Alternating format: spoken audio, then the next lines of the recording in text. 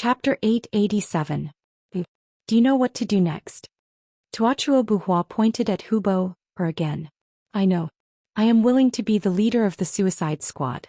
I only hope that Great Khan will give me a chance to die like a brave warrior. Hubo, raised his head as tears welled up in his eyes. Good, I will give you a chance. General Mink, you and Hubo, will be in charge of the left and right armies. This Khan will be in charge of the middle army. Let us work together and fight to the death with this great Ming brat. If we win, the glory of our Tatar tribe will be reborn. If we lose, then let us turn into a pile of yellow soil and be buried here forever. Yes. Another burly man in armor in the main tent responded, and then half knelt on the ground. Right now, Tuochuo Buhua still had 30,000 elite Tatar cavalry and 10,000 ordinary cavalry. In terms of numbers, the mercenaries had 50,000, including 20,000 from the Mongol tribe. The difference in numbers was 10,000.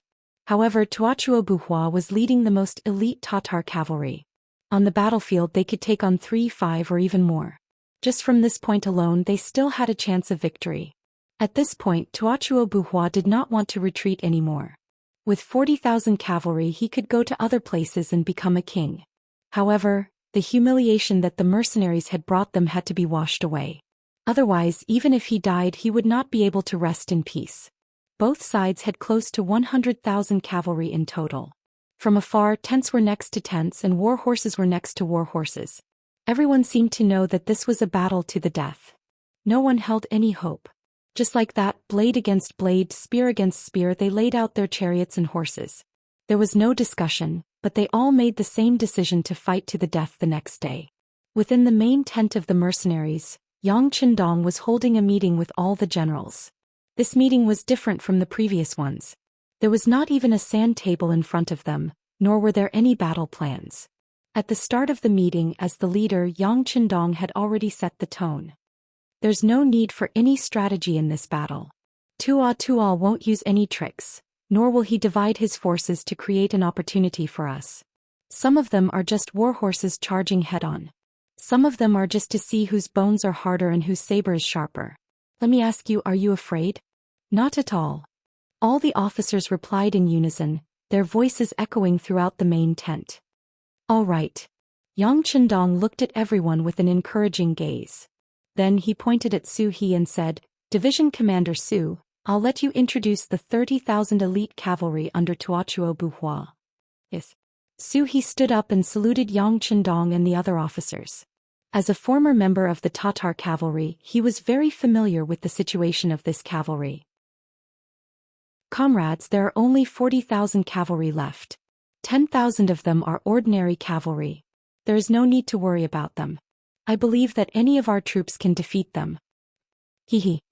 Hearing such confident words, the officers present all had smiles on their faces. Even the small leaders of the Mongol tribes in the north of the Gobi Desert laughed along. Although their combat strength was average, they had the advantage in numbers. As the saying goes, a random fist can kill a master. Who are they afraid of? While the officers were laughing, Su He's face became serious. However, the 30,000 elite cavalry cannot be underestimated. Tuochuo Buhua spent a lot of effort to create them. Although they may not have been through hundreds of battles, they are veterans who have been through dozens of battles. They have rich combat experience and will not retreat without orders. Even if their formation is attacked, they will rely on a small number of people to deal with the enemy until the end of the battle or until all of them die. At this point, Su He seemed to see the disdain on the faces of the officers present. He continued in a deep voice, You may not know this, but Agadorji was bewitched by Yeshen and surrounded Tuochuo Buhua with him. At that time he only had 5,000 cavalry with him. However, with these 5,000 cavalry he was able to break out of the encirclement. Do you know how many cavalrymen he faced at that time? There were a total of 100,000 of them, but they still left as if there was no one around. The sound of cold air being sucked in could be heard. 5,000 cavalrymen were able to break out of the encirclement of 100,000 people. This was an incredible achievement. Division Commander Su, have you fought with them before? The commander of the new army, Tiger Mane, asked. He firmly believed that seeing was believing. If this was just hearsay, it was not enough to believe. Commander Tiger, I am ashamed to say this, but I have fought with them before. At that time I led 10,000 cavalrymen and was on the outside of the encirclement. However, when the 5,000 cavalrymen rushed out, I sent some soldiers to stop them. After a chaotic battle they managed to escape. After the battle we lost 1,300 cavalrymen while they only left behind a few dozen corpses. At this point Zhou Xian couldn't help but lower his head. This achievement was one of the biggest defeats in his life. It was obvious that he really didn't want to talk about it. However, at this moment no one looked down on Zhou Xian. Instead everyone fell into silence. The atmosphere in the tent was very oppressive. The strength of these 30,000 elite cavalry was beyond everyone's imagination. For a moment, everyone was at a loss of what to do. Even some of the leaders of the North Desert unknowingly showed fear on their faces. They were probably thinking of retreating at this moment. The morale of the generals quickly fell at this moment. Zhou Xi's voice continued to sound.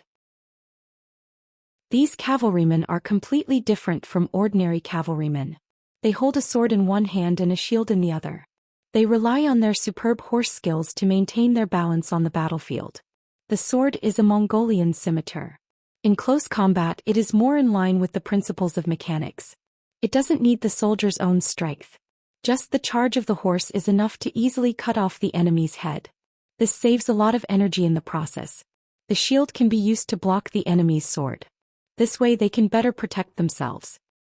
It is this combination of a sword and a shield that allows them to have the strongest spear and the strongest shield at the same time. Often when you are fighting for your life, when you slash with your sword, the shield will block it. If you don't react fast enough, the enemy's scimitar will chop your neck. At that time, because I didn't understand this point, the cavalrymen under my command suffered a great loss.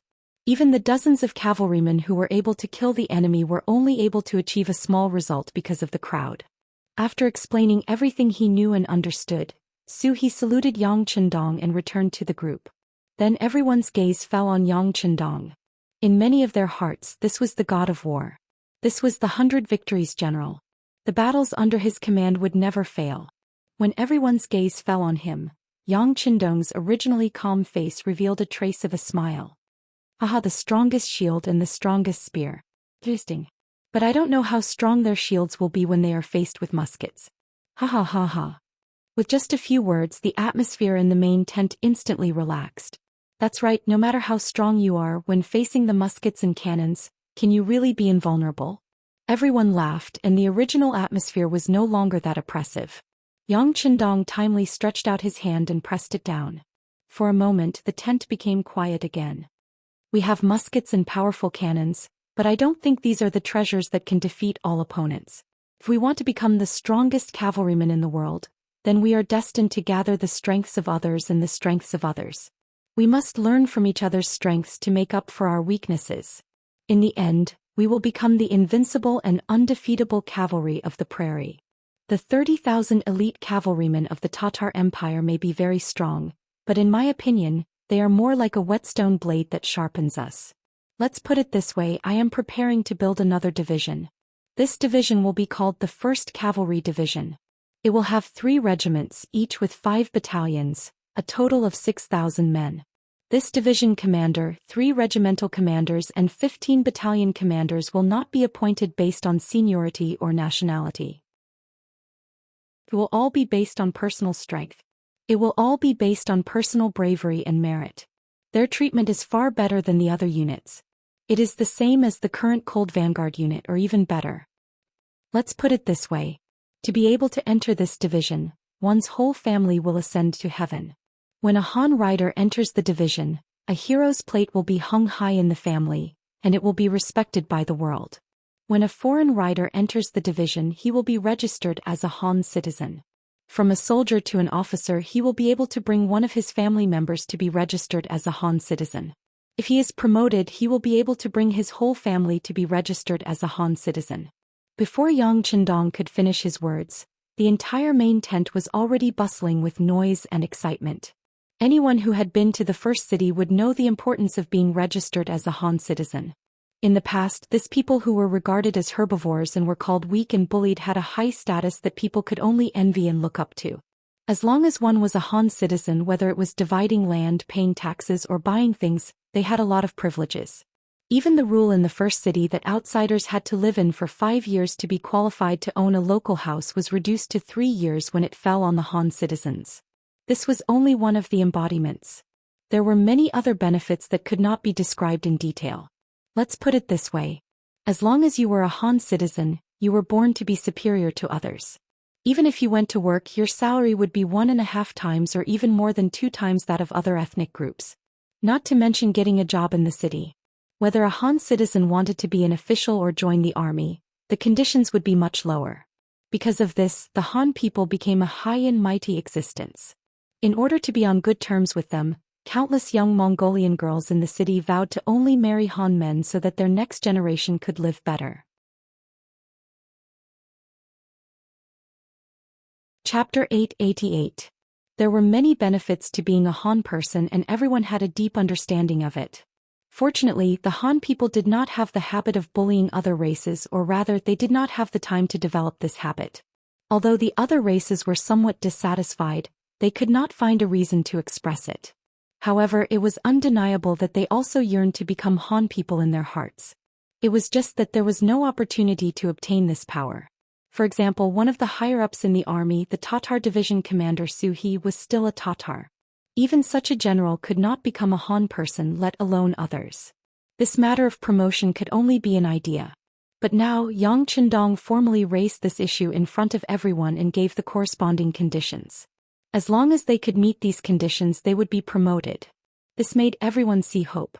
Some of the small tribal leaders who originally wanted to retreat were also moved because of this. They clenched their fists tightly and had an appearance of wanting to perform well. Everyone's morale was completely stimulated by Yang Qindong's words. The conditions are there. If you can kill 3 Tatar elite cavalry, you can join the 1st Cavalry Division. If you kill 4 people, you will be a squad leader. If you kill 5 people, you will be a deputy platoon leader. If you kill 6 people, you will be a platoon leader, and so on. In short, the opportunity is in front of everyone. How to fight for it is up to everyone. Of course, if you are not the opponent of these elite cavalry, then retreat. I will use guns and cannons to solve everything in the end. Where to go, everyone can choose. At the end of the meeting, Yang Qindong gave everyone a reassurance that the 30,000 Tatar elite cavalry who were invincible in the eyes of others were not in his eyes. The reason why he did not use guns and cannons was because he wanted to use them as a whetstone to hone the combat power of the cavalry. With such a guarantee, how could everyone be afraid? A war was destined to not be lost. What was important was the performance of the battle process. The Han soldiers were thinking about how cool it would be to hang a hero's plate in their house. The grassland people were thinking about how their descendants would benefit from this action of theirs if it could be done. At this moment, no one was against the war in front of them and no one showed any signs of fear. In fact, they didn't even want guns and cannons to appear on the battlefield, because they only had one thing in mind, and that was how they could perform well in this battle and successfully join the 1st Cavalry Division, so that they could bring glory to their ancestors and be respected by the future generations. Under Yang Qindong's intention, the contents of the meeting were quickly spread out. Then the entire camp was in an uproar. Other than the fierce Tiger Regiment, all the other soldiers were tempted. Regardless of whether they were Han soldiers or foreign soldiers, they all had a goal in their hearts, and that was to perform better on the battlefield tomorrow. At daybreak, many soldiers got out of bed without being reminded. Then they began to sharpen their sabers, wash their horses, check their stirrups, and other things. All of them were ready to do their best and perform well. The sky slowly brightened and the cooks began to cook. The aroma began to spread in the camp, but at this moment, no matter how delicious the food was, it seemed to give everyone a sense of dullness.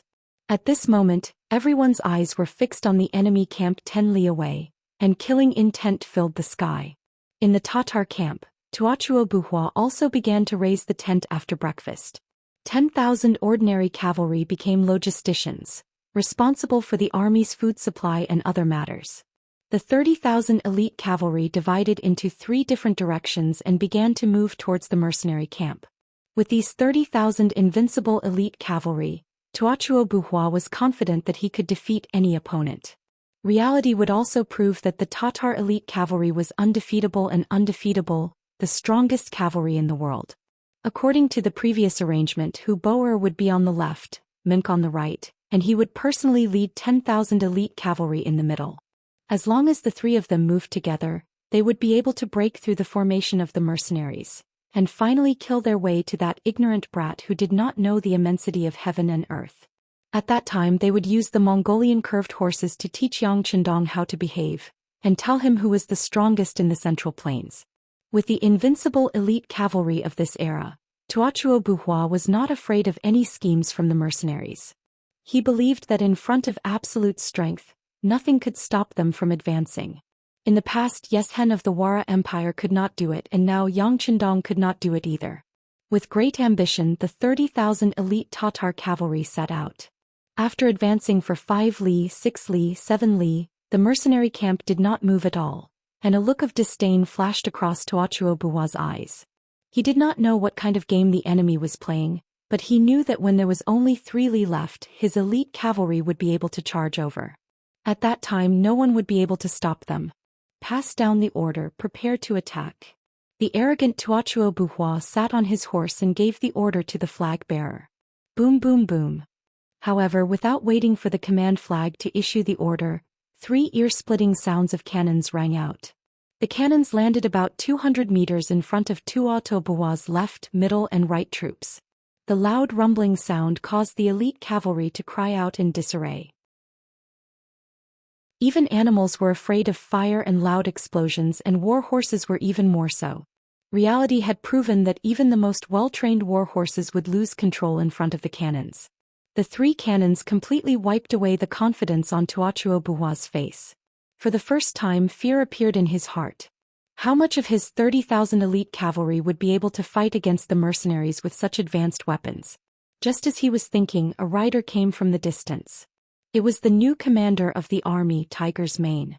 His epaulets sparkled under the sunlight as he shouted. Our heavenly Khan feels that Tuochuo Buhua is a hero and is willing to meet you with weapons in the spirit of mutual appreciation. This time the enemy can only send out 2,000 cavalry to fight regardless of life or death. This is the condition that our heavenly Khan has proposed. We are both using cavalry. This is already the greatest respect to Tuochuo Buhua Khan. I also hope that you can abide by the rules. Otherwise, the artillery just now is just an appetizer. Soon this area will be covered by artillery. At that time, I don't think I need to tell you what will happen. You can choose where you want to go or what you want to do. Hiya. Yang Chendong was the only one who could send a military commander as a messenger. After completing the mission, Tiger's Mane rode back to the barracks and came in front of Yang Chendong. Young master, I've finished. I heard. Yang Chendong nodded. Young master, can I participate in the next battle? Taking advantage of this opportunity, Hu Mang tried to sound Yi Futian out. No. He replied firmly. Then he said that you and the deputy commander can't participate in the battle. Other than that, the others can do as they wish. Tiger's Mane was the person he trusted the most. He could not lose him. Although the name of the 1st Cavalry Division was dazzling and attractive, Tiger's Mane was already the commander of the new army. There was no need for him to take this path. As for Tuochuo Buhua, although his horsemanship was not bad, it was only not bad. In a real battle anything could happen. It was too much of a waste to send such a wise commander to the front lines. Something happened to him, it would be too late for regrets. This was an absolute order. Even though Hu Mang wanted to perform well and prove that his horsemanship had improved greatly during this period of time, since it was the 6th young master who had ordered him to do so, he naturally wouldn't disobey. He could only agree and leave. In front of the elite Tatar cavalry, Tuochuo Buhua called Hubo, and Munk over to discuss military matters. Now that you know the situation, tell me what to do. Originally, Tuochuo Buhua was full of confidence and wanted to crush the mercenaries. However, before the battle even began, their morale had already taken a huge hit. Now Tuochuo Buhua felt a heavy pressure in his heart that made it hard for him to breathe. The mercenaries' cannons are too powerful. If those 3 cannons landed in our army, the consequences would be unimaginable. Hubo did not express his opinion first. Instead, he spoke in a tactful manner. When he said this, the 3 of them were speechless. After a short while, Mink spoke up. So be it. With our elite cavalry's strength, I don't believe that we can't take care of them. As time goes on, we will kill more and more people. At that time, we will still be able to obtain victory. This meant that he had agreed to the other party's request. Although Tuachuo Buhua did not want to, the mercenaries had powerful cannons. Unless he retreated now, he could only follow the other party's plan. Alright, then let's do it. We will use our true strength to show them how strong our elite Tatar cavalry is and how undefeatable we are. Tuachuo Buhua wanted to defeat Yang Chendong. The first city behind him was too prosperous and was built on the grasslands. It was like a tree without roots. This was a base that he urgently needed. As long as he took down this place, it would not be long before he could repeat the glory of the Tatar tribe. This huge temptation made him unable to retreat. He could only play according to Yang Chendong's rules. The Tatar army agreed and sent out the first group of 2,000 cavalry. This group of cavalry was personally led by Mink. Clearly they wanted to win the lottery.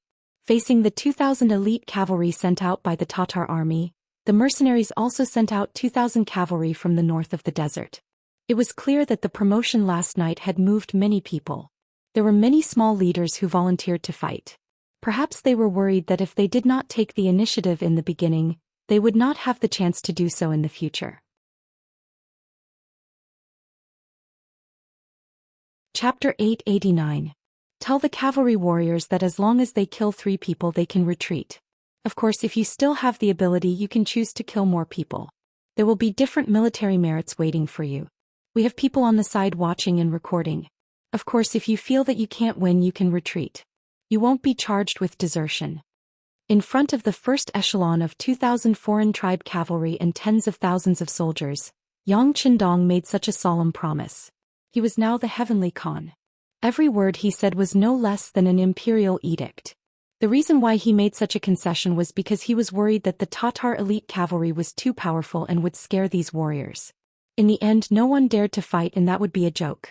With such a promise they could retreat if they killed 3 people. If they couldn't win they could retreat. Just based on these 2 points, those who didn't dare to try before were moved. What if they were lucky? 2,000 tribal allied army set out. They stood face to face with the Tatar elite cavalry. There was only a distance of 1 li between the 2 sides. This was the time for the cavalry to display their greatest strength. Compared to the 2,000 tribal allied army cavalry, the 2,000 Tatar elite cavalry seemed to be more uniform and orderly. They were dressed in winter clothes with their left hands holding scimitars and their right holding shields. Their faces were masked and their heads were covered with black headscarves, revealing only their eyes. They also wore long black cloaks and wore riding boots with daggers attached to them. They all carried large bows on their backs. Just by looking at them they gave off an extremely fierce feeling. 4,000 people looked at each other. 8,000 eyes looked at each other. With a loud shout, both sides launched their most powerful charge. 4,000 cavalry warriors clashed in the blink of an eye. Then came the clash between the scimitar and the scimitar, the clash between the scimitar and the shield, the friction between the scimitar and the air, and the cutting of flesh and blood. The men borrowed the power of the horse and the scimitar borrowed the power of the wind. Raising the scimitar, descending, chopping, dodging or falling off the horse. The cruel side of the battle was constantly displayed on the battlefield. Blood and flesh flew everywhere. This was destined to be a bloody battle that would be written into history. Ding ding dang dang, this battle lasted for an hour. Following that, more and more cavalrymen from the northern desert tribes fled. The number of people on the battlefield was constantly decreasing. After another hour, the battlefield became quiet again. The elite Tatar cavalry had won. The Mongolian coalition army of the Gobi Desert sent out 2,000 men, but about 500 men escaped. Among them, the best one killed 2 men, but because there was no one by his side and he was in danger of being surrounded by several elite riders, he had no choice but to retreat. Not a single qualified soldier was selected in the first battle. This was a heavy blow to the morale of the entire mercenary army. On the other hand, the Tatar elite cavalry had killed 1,500 enemies and only lost less than 50 riders. This kind of 1:30 casualty ratio made the soldiers cheer unceasingly, their morale greatly boosted. Treat the injured warriors and arrange for the second batch of soldiers to take over. Yang Chendong sat on a large chair, surrounded by his black knights. Seeing the complete defeat of the first battle, he did not show the slightest anger or disappointment. Everything was within his expectations. If there was anything unexpected, it would be that the performance of the elite Tatar cavalry was stronger than he expected. However, this was even better. Since he wanted to create the first cavalry division and create the strongest cavalry in the world, the sharper the whetstone, the better. After the order was given, the second batch of 2,000 cavalrymen charged out. Although the failure of the first battle was a severe blow to their morale, they also learned some experience at the same time. For example, if they found that there were too many retreating cavalrymen, there was no need for the rest of them to fight hard. Otherwise, they would only be surrounded by the cavalrymen, and there was no other choice but to die. After the first experience, the second batch of soldiers charged out closer. They tried their best to be under the protection of their comrades. This way they could face the enemy without worrying about being attacked from the front and back. After the first experience, Tuabuhua did not send any generals to lead the troops. Against these average Mongolian cavalrymen, there was no need to send any generals. They could also heavily injure the enemy. In the first battle they had killed 1,500 enemies. If this continued, it would not be long before the enemy ran out of soldiers to send. Thinking about that, Tuabuhua had an urge to laugh out loud. Heaven Khan, do you think that I am afraid of you just because you outnumber me? Then I will let you see how wrong your decision is. The second battle began. Compared to the first battle, it was much more intense. It was obvious that everyone had used all their strength and did not hold back. This was a real battle, a bloody battle. It was either you die or I die. Any carelessness could lead to irreparable consequences. Everyone only had one life. If anyone did not use all their strength, they would be facing death. The battle continued for an hour. During this time, hundreds of Alliance army cavalrymen had retreated. Perhaps they felt that they were not strong enough and that if they continued to fight, they would only die. Or perhaps they were injured and could not fight anymore. Either way, the situation on the battlefield was worrying. On the entire battlefield, there were less than 300 Alliance army cavalrymen. Looking at the Tatar elite cavalry, only a few dozen had died. There were not many casualties. Continue to kill. I still need one more person to join the army. In the battle, a very young Mongol cavalryman was still waving his blade. He blocked left and right and solved another crisis. His name was Huhelu. He was a young man from a small Mongol tribe. Like most Mongols, Huhelu grew up on horseback, and this allowed him to train his skills on horseback quite well. However, his best skill was still the knife-cutting technique. It was said that it was taught by a veteran soldier who passed by their tribe to recuperate. In order to learn this skill, Huhelu secretly killed a fat sheep in his family and gave it to the other party. Then when the other party left, his horse skills had improved greatly. This time he had signed up for the battlefield because he wanted to bring the book with him. When Huhelu was shopping in the first city, he accidentally saw the performance of the female soldiers of the first city's publicity team. The young him was quickly attracted by those beautiful girls. As a result, he had the first dream in his life, which was to marry a female soldier of the publicity team. This seemed to be a very honorable thing. Huhelu was considered handsome, which was also where his confidence came from. However, when he inquired about the female soldiers of the propaganda team, he discovered a fatal problem. There was a prerequisite for these female soldiers to choose a husband, and that was that the other party had to be of Han nationality. Only then could their status be considered equal. When he heard this, Huhelu was naturally very unhappy. Compared to the Han people, he was not inferior. He was willing to work hard and was good-looking. He could rely on his own two hands to obtain a happy and wealthy living environment. Of course, although he was angry, Huhelu had to admit that at least in the first city, the status of the Han people was extremely high. It was far from what a person from a small tribe like him could compare to. Therefore, from then on, he had an idea in his heart, which was to find a way to become a Han person and become a member of this powerful nation. At that time, he would definitely marry the most beautiful female soldier and fulfill his dream. However, how difficult was it to choose a new nationality? He had never heard of such a precedent. Until last night, there was suddenly a piece of news that as long as one could kill 3 enemies on the battlefield, he could choose to become a Han person. If one could kill 4 enemies, he could bring one more person to become a Han person. A great thing fell from the sky. Huhelu felt that the blood in his body seemed to be burning at this moment. He knew that the long-awaited opportunity had come, so he had to seize it. The realization of one's dream always needed to be fought. The opportunity was right in front of him, and Huhelu did not want to let it go. Facing the powerful elite Tatar cavalry, he used all his skills. Not long after the battle started, he took advantage of the chaos and chopped off the head of an enemy cavalry. Then, in the middle of the battlefield, he stabbed his saber into the chest of an enemy. After killing 2 people in a row, the target was right in front of him. Hu Helu saw hope. However, the surrounding environment also became vile. He still had about 300 companions around him, and some of them were constantly retreating. The number of enemies was increasing more and more. Wanting to kill one enemy in this kind of environment was easier said than done. Right now, Hu Helu could choose to immediately retreat. This way he could protect his own safety. After all, the mercenary camp was half a li behind him. As long as he retreated there, the Tatar cavalry would not dare to pursue him. There were more than 3,000 muskets of the ferocious Tiger Regiment placed there. They could take his life at any time. But if he did that, his dream would be shattered. This was something he could not accept. Therefore he only had one choice left, and that was to continue killing the enemy. Even if he only killed one person, he would be able to become a Han person. Everything in the future would become bright. It was too late to say, but all these thoughts were formed in an instant. At this moment, Hu Helu's eyes revealed a wolf-like light. At this moment he was determined to kill one more enemy.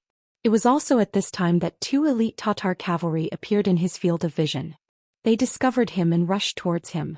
Looking around, Hu Helu did not see any other enemy cavalry within 3 zhang of him. He knew that this was his chance. Even though there were 2 riders approaching, he was still fearless and charged head-on. Borrowing the momentum of the horse, Hu Helu's feet left the stirrups. A bold idea quickly formed in his mind. If he wanted to avoid the enemy's saber, then he had to abandon his horse. Otherwise, even if he could kill the enemy, he would be killed by the enemy.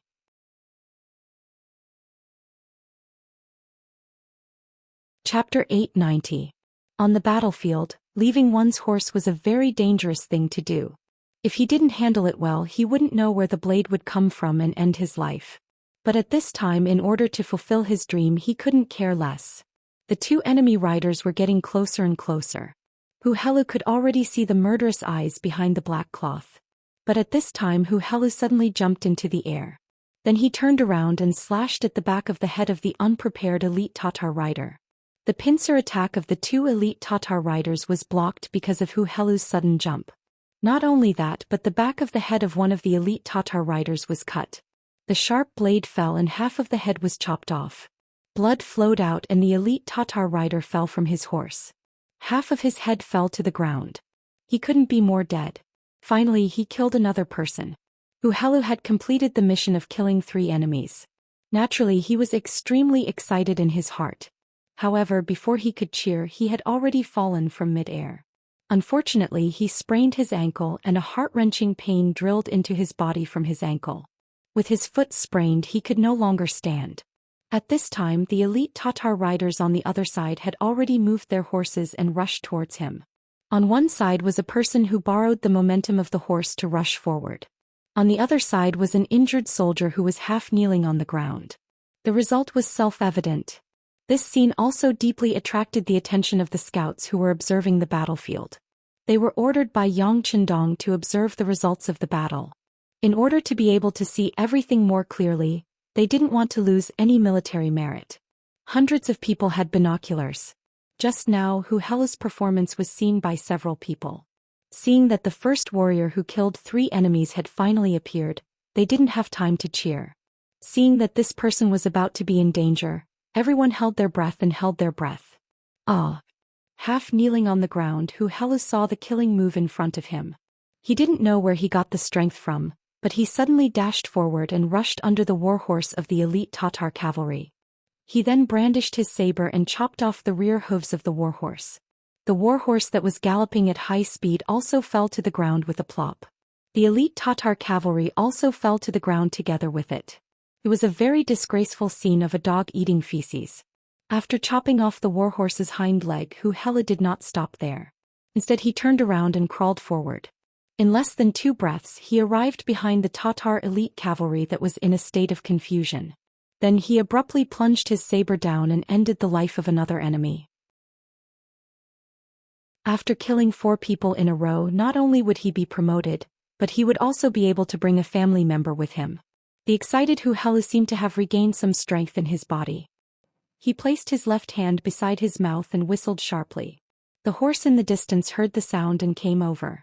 He then jumped onto the horse and turned around to head back to the mercenary base camp. Catch him! Seeing that someone had killed 2 of their companions, the 4 elite Tatar riders showed anger and rushed over. They would never allow such a warrior to escape. It was an insult to them. Shoot! As for Hu Helu, he endured the pain coming from his foot and tried his best to rush back. Finally, he was 300 meters away from the mercenary camp. 4 gunshots rang out and hit the feet of the 4 elite Tatar cavalry who wanted to rush over. The 4 gunshots caused the horses to neigh and also caused the 4 elite Tatar riders to curse. But in the face of thousands of black muzzles, they didn't dare to cross the line. They cursed all the way back. Hu Helu rushed out of the King of Hell's palace. A few scouts immediately came forward to lead the horses.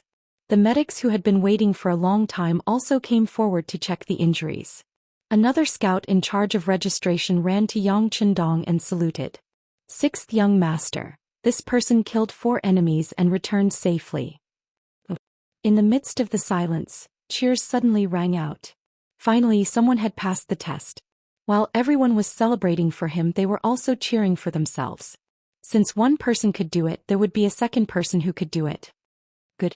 Yang Chendong patted the back of the chair and stood up. When he noticed that everyone's eyes were focused on him, he took the information in his hand and looked at it. He then announced loudly, Hu Helu killed 4 elite Tatar riders on the battlefield. His military service is outstanding and he is the first soldier of the 1st Cavalry Division. He will be promoted and from now on he is a member of the Han. At the same time he has the right to promote a family member. Everyone congratulate him. After speaking, Yang Chendong took the lead and clapped his hands. The applause immediately became continuous. Many excited Mongol soldiers from the Gobi Desert shouted, "Long live the Heavenly Khan, long live the Heavenly Khan." Suddenly the cheers came one after another. Hu Helu, who was supported to stand up, also had tears of excitement in his eyes. He finally achieved his dream. At this moment he felt that his feet didn't hurt anymore. When the cheers came out, it attracted the attention of the Tatar army. They didn't understand. The other side lost again. What was there to cheer about? Could it be that more of them had escaped from this battle? Looking at the battle report, killing 1,300 enemies and losing 54 cavalry, Tuatara shook his head. Then he said with certainty, "While there is still time, continue to send people to fight. This Khan wants to see how long they can last." The 3rd battle soon began. Compared to the previous battle, the Mongol soldiers from the Gobi Desert were sent out this time. However, their morale was much higher. This battle lasted until dusk. And in this battle there were 2 more brave warriors who managed to kill 3 enemies. Yang Chendong also promoted them in front of everyone and announced that they would join the world's 1st Cavalry Division that would be established soon, becoming glorious warriors. 3 battles in a day. The first battle took 4 hours. The second battle took slightly more than 4 hours. The third battle took almost 4 hours. They killed more than 100 enemies and lost more than 3,000 men. Just from this point alone, the mercenaries were the ones who lost. However, for some reason the mercenaries' morale didn't drop. Yet it rose. Other than those who had lost the battle and were seriously injured, the others were filled with energy. They wanted to perform well on the battlefield. In the headquarters of the new division, Commander Tiger, Mane and Deputy Commander Shibi had just finished patrolling the troops and made arrangements for the night watch. They went back to their tent to wash their faces and prepare to sleep. After wiping his face with a towel, Commander Tiger Mane couldn't help but sigh. He said, "Today's losses are quite big." Hee. Shibi, who was at the side, chuckled. "What are you laughing at?" Shibi's laughter made Tiger Mane feel a little confused. "Nothing. I just want to ask Commander if you are worried that we can't bear the losses. Also, when it's our new army's turn, will we suffer the same loss?" "That's right. Is this not worth worrying about? You saw it today. The elite Tatar cavalry is indeed fierce. They are very good at horse riding and their individual qualities are also very high. They also know how to cooperate in battle. To be honest, if the same number of troops were to fight them head-on, I'm afraid that other than the heavy cavalry regiment, no other troops would have an advantage. Shouldn't this be worrying?" Facing Tiger Mane's question, Shibi nodded with a serious expression. but then he shook his head. Commander, don't worry. Although the elite Tatar cavalry is strong, the soldiers of our new division are not to be trifled with. If we really fight, we won't be at a disadvantage by relying on our arrow point formation and the 3x3 formation. Besides, the 6th young master isn't worried. What do we have to worry about? From a certain point of view, this is indeed a way to improve our fighting strength. As long as they are not killed, even if they escape, they will gain a lot of fighting experience. Besides, didn't the 6th young master say that during the meeting at night, those who escape will be given a chance? As long as they have the courage, they will have the chance to fight again in the future. That way the morale will not drop and the army will be easy to control. There is nothing to worry about. Tiger Mane understood what Shibi said. But what he didn't understand was why they had to fight with the most barbaric and primitive cold weapons when they clearly had guns and cannons. By doing so they would inevitably lose some strength. Was it really worth it just to train the soldiers? Considering that the 6th young master had said more than once that Shibi was very smart and most importantly he could see the big picture. He could learn a lot by staying with him. Tiger Mane leaned in front of Shibi. Deputy Commander, have you already seen through the mystery? Come tell me. Looking at Tiger Mane's eager eyes, Shibi didn't dare to hide anything. He nodded and said, well, since Commander wants to know, then I will tell you. It's just a casual remark. If I'm wrong, please don't blame me. No, it's just the two of us here. Just treat it as a casual conversation and say whatever comes to mind. Tiger Mane waved his hand and sat down opposite Shibi with a smile. He even took the initiative to pour a cup of hot tea for Shibi. Shibi quickly got up and took the teacup. Then he gently put it down. After organizing his words, he said, Commander, the 6th young master has talked more than once about the art of elite soldiers. In fact, I think it is very necessary. Think about it, if there are too many troops it might seem very powerful, but the cost is also very high. Especially when we mercenaries are treated so well, the amount of money we need to spend every day is a large amount. Only the 6th young master has such strong financial resources. If it were other people, I'm afraid they wouldn't be able to last a day.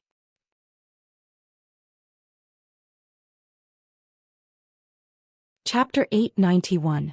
Yes, it's true that we mercenaries can fight and our morale is the strongest. However, when it comes to treatment, I can't deny that. Tiger's Mane nodded. This was also why he admired Yang Chendong. With money, he would not forget to give his brothers as much benefits as possible. This way everyone would work harder in battle. This would form a virtuous cycle. Seeing Tiger's Mane nod in agreement, he continued, however, it takes money to feed the army. Even if the 6th young master is rich now, once the scale of the army expands to a certain extent, the pressure will not be small. At this time, the combat power of the army will become the key. How to maintain the combat power of the army without increasing the number of people in the army will become a problem that the leaders have to consider. Yes, go on. Tiger's Mane nodded. He agreed with this point of view. That's why we have this practical training. Think about it, we chose the strongest elite Tatar cavalry this time. If we can even pass their test, then our current army will be a powerful one. Of course, there will definitely be casualties in the process. The 6th young master has already made arrangements for this. Now, there are more than 40,000 people in the logistics division. The mercenaries captured more than 20,000 enemies in the Battle of Saihan Mountain. They will be our powerful backing. Once the new army suffers too many casualties, they will come in handy. Those people are reserve soldiers. Their treatment is not as good as the official mercenaries. In order to improve their treatment, they will have to perform well. The soldiers will figure this out themselves. We don't even need to do any work. We just need to watch everything from the sidelines and wait for the 6th young master to create an elite army for us. We can just pick up the ready-made ones. Not to mention, after this battle, it is equivalent to integrating the forces of the Mongolian tribes in the north of the Gobi Desert. Think about it, those who died today are those people. However, no one forced them. Not only that, those small leaders also took the initiative to ask for battle. They were afraid that the 6th young master would not give them a chance. After this battle, what will happen? She smiled and looked at Tiger's Mane. When Tiger's Mane was asked this question, various results flashed through his mind. In the end, he said with certainty, in the end, either the real warriors among these people will join the 1st Cavalry Division, or they will be dead or injured and will not be a threat to us. Yes, that's the result. Without a single blade or spear, with the benefits of good treatment and promotion, the combat power of the Gobi Desert's Mongolian army was destroyed. From now on, the sixth young master will live up to his name. Khan. Commander. Yes. When Tiger's Mane heard this analysis, he excitedly reached out his hand and slammed the table. He then looked at Shibi and said, "No wonder the young master asked me to talk to you more when I'm free. He said that you have a good view of the overall situation. It is true. Deputy Commander, if you see anything in the future you can teach me. I will work hard to learn from you." "You are too serious, Commander. We can learn from each other," Shibi hurriedly said politely. He would not forget the identity of the person in front of him. Even if he did not know anything and did things very ordinary, with his background as the servant of the sixth young master, he would have a bright future. As smart as Shibi was, he quickly saw through Yang Qindong's intention. Among the small leaders of the Mongolian tribes in the north of the Gobi Desert, there were some smart people. When they calmed down in the middle of the night, they also saw the problem. But what made them helpless was that the current situation was not something they could change. The temptation of becoming the 1st Cavalry Division was too great. Even if they wanted to lead the troops away now, they were afraid that none of their brothers would listen to them. Not only would their brothers not agree, but they also wanted to perform well and fight for a future. Speaking of which, they were the small leaders of the tribes, but they were only the leaders of a few hundred or 1,000 people. They were young and had some ability now, so the people in the tribe would listen to them. But what about the day when they grew old? Or what about the day when he was targeted and lost the battle and lost his power? It was hard to say whether they could secure the position of a tribe leader. In contrast, the position of a mercenary was really stable. They had specific and detailed rules. Even if you were old or injured on the battlefield and could no longer fight, you could still enjoy some good treatment. It was impossible to become a king or a tyrant with this, but it was not a problem for you to be content with being a wealthy citizen. Even these small leaders couldn't resist the temptation, let alone the ordinary cavalrymen. Most of them were young, driven, and had dreams. In the past, there was no platform for them to perform. Now that there was a platform for them to perform, who would not work hard and do their best? That night, many people were too excited to sleep. The next morning after breakfast, the battle began again. Compared to yesterday, the Mongolian soldiers of Mo Bay performed better. Not only did they die less, but they also killed more enemies. In one day they fought 3 battles. Compared to yesterday, only 3 people passed. Today there were 23 people who passed the test. Among them, 4 of them killed 4 enemies and retreated safely. One by one, Yang Qindong sent the orders to the soldiers who were about to become the world's #1 cavalry division. This scene greatly stimulated everyone. Even the Mongol soldiers who had retreated from the battlefield requested to fight again, wanting to give it their all. Yang Qindong agreed to these people's requests. But he still decided to let everyone go through the first round before thinking about the second round. Otherwise, if all the training was used on the Mongolian soldiers of Mo Bay, the new soldiers would complain and say it was unfair. The battle continued. Unexpectedly, it lasted for a month. During that time there were 2 heavy rains and 4 or 5 drizzles. But it did not stop the battle from continuing. At this moment, both the mercenaries and the Tatar army seemed to be exhausted. No one wanted to retreat. Everyone wanted to see who would be the first to give up. Maybe then the winner would appear. In a month's time, all the warriors who could fight had fought several times. Some of the elite Tatar cavalry had fought more than 7 or 8 times. Their number had increased from 30,000 to 10,000, and many of them were injured. As for the mercenaries, their losses were not small. 30,000 of their 50,000 soldiers were killed or injured. This was because Yuan Heping had set up a hospital near the battlefield to ensure that the injured soldiers could receive good treatment and recover quickly as long as their injuries were not too serious. Of course, after a month, the results were very significant. The prototype of the world's #1 cavalry division had been formed. More than 5,000 people had passed the assessment. The best performance was the Tatar division commander Su He and the old student Tian who had studied in the Yang family academy. The 2 of them had killed 9 enemies at once. This was a record that no one else could break. Su He could be considered a general. He used to be a member of the Tatar army. He was regarded as one of Agar Dorji's most trusted subordinates. After joining the mercenaries, his performance had been good. He was promoted from a commander to a division commander. He had killed his way through mountains of knives and seas of fire. His achievements were not surprising. Who was Tianhu? In the past he was not a well-known figure. It was even said that he had only started to train his equestrian skills recently. It had not even been half a year, but he had created such a record. It was no wonder that people had a whole new level of respect for him. But no one knew that before entering the Yang family academy, Tianhu had the title of Double Blade King. He was the disciple of the previous generation's Double Blade King. His speed was very fast. No one knew where he put his second blade and when he would strike. It was not an exaggeration to say that he appeared and disappeared like a ghost. Yang Qindong had once carefully observed how Tianhu killed his enemies. The speed at which he struck with his saber was extremely fast.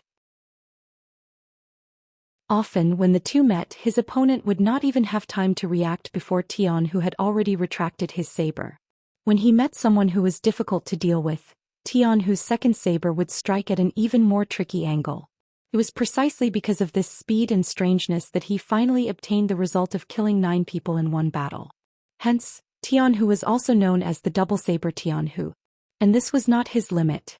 Once his equestrian skills reached a certain level, his ability would continue to improve.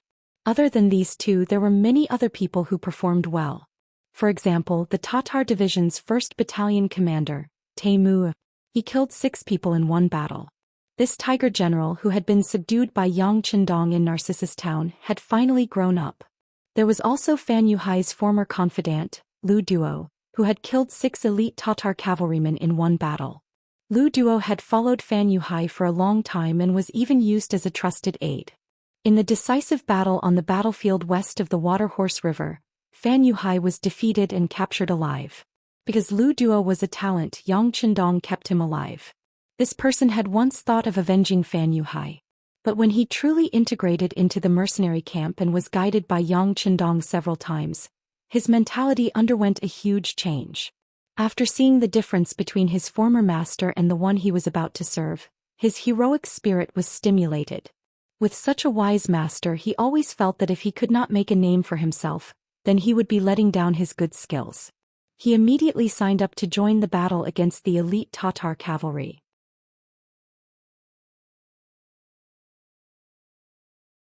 Chapter 892. No matter what, Lu Duo was a captive general, not even a surrendered general. Whether he had the qualifications or not was finally reported to Yang Qindong. What was unexpected was that the 6th young master did not even think about it and directly approved it. In his words, Lu Duo was not a bad person, but he was affected by Fan Yuhai, which delayed his future. This kind of talent was naturally welcomed in the mercenary army. When these words reached Lu Duo's ears, he first burst into tears. Then he took off his old battle suit and changed into the new military uniform that Yang Qindong had sent someone to deliver. He was using this method to formally bid farewell to his past. After that, he joined the battle with enthusiasm and hot-bloodedness. Not bad, he relied on his extraordinary combat strength to obtain the achievement of killing 6 enemies, becoming one of the most outstanding people. Other than that, most of the time he killed 5 or 4 people and most of the time he killed 3 people. The elite Tatar cavalry was indeed the elite Tatar cavalry. Their fighting strength was valiant and their individual qualities were strong. Even in a chaotic battle they could maintain a good formation. If it was a one-on-one battle, even 50 to 60,000 Mongol soldiers would not be their opponent. It was even possible that the result would be a great defeat. More than 5,000 elites had been completely picked out. The rest were either injured or not strong enough. In this kind of situation it was difficult to pick out any more elites. When all the information was placed in front of Yang Qindong, he first took a deep breath, then slowly closed his eyes and leaned back on the chair. At the same time his right finger gently tapped on the armrest of the chair. Seeing this, Yang Lu hurriedly retreated. Those who knew Yang Qindong knew that whenever he did this, it was when he was thinking about something important. In the main tent of the Tatar army after a month, Tuo's face was no longer as arrogant as before. The aura of disdain on his body was also restrained. Although he had won every single one of the 100 battles he had fought, the lack of military strength was finally showing. He wasn't like Yang Qindong, who had 20,000 allies from the Mongol tribes and didn't have a logistics division with 40,000 troops as backup. He only had 30,000 elite cavalry, and after a month of fighting he was starting to show signs of exhaustion. The remaining 10,000 elite cavalry were no longer as valiant as before due to the continuous battles over the past few days. Most of them were injured and they could not even use 70% of their original strength.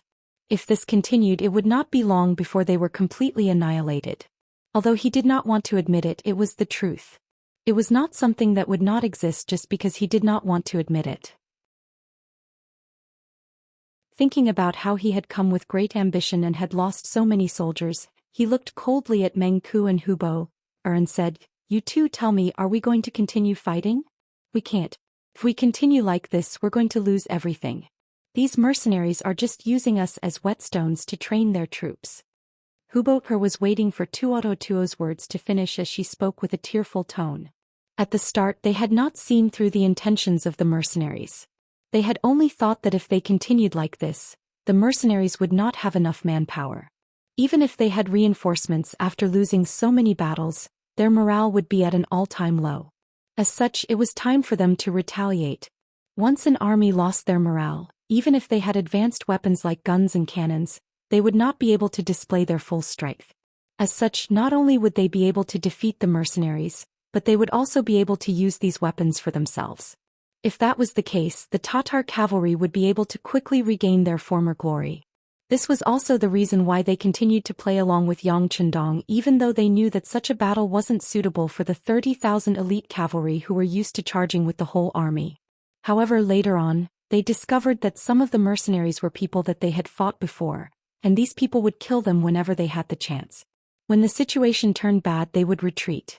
Only then did they realize that these people were just using them as practice.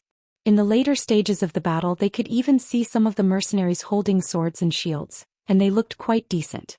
They were clearly imitating them. Reality proved that these people were not only doing this, but the results were also quite good. In the past, they could kill 1,500 enemies in a single battle. At the very least, they could kill 1223 enemies. But now, they could only kill a few hundred enemies in a single battle. Sometimes they could only kill 200 or 300 enemies. Then they would turn around and retreat. However, they would have to pay the price of over 100 people. The enemy was constantly getting stronger, while they were exhausted and did not have enough soldiers to exchange. Their battle strength was decreasing. Under this situation, they no longer had the upper hand. If they continued to fight, it would not be long before they would be the ones running away. Hubo no longer wanted to fight and instead advocated for a retreat. Even Mink, who had always been fond of fighting, did not say anything. However, he did not take the initiative to fight, which made his decision clear. Seeing that his two subordinates did not want to continue fighting, Tuochuo could only sigh and say, "Then let's retreat. Let's do it this way. Let everyone pack up. We'll retreat in the middle of the night." This Yang Chendong is too cunning. If he finds out that we're retreating, I don't know what he'll do. Hubo had fought with Yang Chendong more than once, so she had some understanding of him. After hearing these words, she immediately nodded. Yes, the Great Khan is right. This person is extremely cunning. Even if we want to retreat, we cannot let them see it. Actually, the main reason he had summoned the two generals was to discuss the matter of retreating. He had suddenly decided to retreat tonight so that the news would not spread and the mercenaries would not have time to prepare. The two generals walked out of the Great Khan's tent and gave the order to prepare for the retreat. In addition to the 10,000 ordinary cavalry that had not been used, there were 20,000 men. There were also many injured elite cavalry, so they had to make preparations before retreating, such as packing their belongings. As soon as they moved, Su Yunxing, who had been in charge of monitoring them, immediately noticed this abnormality. As the head of Yang Chendong's reconnaissance group, Su Yunxing was also a veteran. The sixth young master had once talked to him and asked if he was willing to become a division commander in the new army. This was a clear sign of concern. In the end, Su Yunxing had refused. He liked being a scout as it allowed him to observe the enemy at close range without being discovered. Sometimes, a piece of timely information was better than an entire army, and he enjoyed the feeling of being able to predict the enemy's movements. It was a pity that with the current scale of the Scout Corps, being promoted to a regiment was already the limit. If they wanted to be promoted to a division, it would take a long time. Fortunately, Su Yunxing was willing to endure hardship. In order to complete his mission as a scout, he did not even participate in the selection for the 1st Cavalry Division. Not only him but many of the core members of the Scout Corps were also not allowed to participate. Of course, Zhou Xian was not the only one who did this. In fact, Tiger's Mane and Shibi had already started work on this long ago, allowing the core members of the 1st Army to remain in the army. After all, the 1st Cavalry Division had to be built, but the construction of the other armies could not be abandoned. Because he loved being a scout, Zhou Xian chose to rest during the day. When everyone stopped fighting, he came out and took the initiative to go to the front lines. Relying on his excellent camouflage and the advanced night vision telescope in his hands, he came every night to observe the Tatar camp from a distance of a few hundred meters. Yang Qindong had once said that if this kind of war of attrition continued, the first to be unable to bear it would be Tuo. Therefore, keeping a close eye on them to prevent them from suddenly escaping became the most important task in Zhou Yunqing's eyes these days. After waiting for a full month, this result had finally arrived. Seeing that the Tatar camp had become somewhat chaotic, and that some injured soldiers had even been carried out of the tents and sent to the carriages ahead of time, Zhou Yunqing knew that the result that the 6th young master had long predicted had occurred. The enemy was preparing to retreat. Leaving behind the other scouts to continue observing the situation, Zhou Yunqing turned around and rode back to the mercenaries' main tent. He reported the situation to Yang Qindong. After suddenly hearing Zhou Yunqing's report, Yang Qindong immediately had his servant Yang Lu gather all the generals. The time for an all-out counterattack had arrived. After receiving the order, the generals quickly came to the main tent. Compared to a month ago, the number of officers that came this time was much less. First of all, the small leaders of the Mongol tribes had disappeared. They had either passed the test and joined the 1st Cavalry Division, or they had been sent back to their tribes with heavy injuries, or they had simply lost their lives on the battlefield. In short, after this battle, the military strength of the Mongol tribes had become extremely weak, and they were no longer a threat to the mercenaries. The generals came and stood in front of Yang Qindong in 2 cases. Orders were also issued from the mouth of the 6th young master. The scouts at the front lines have sent news that the Tatar army is preparing to escape.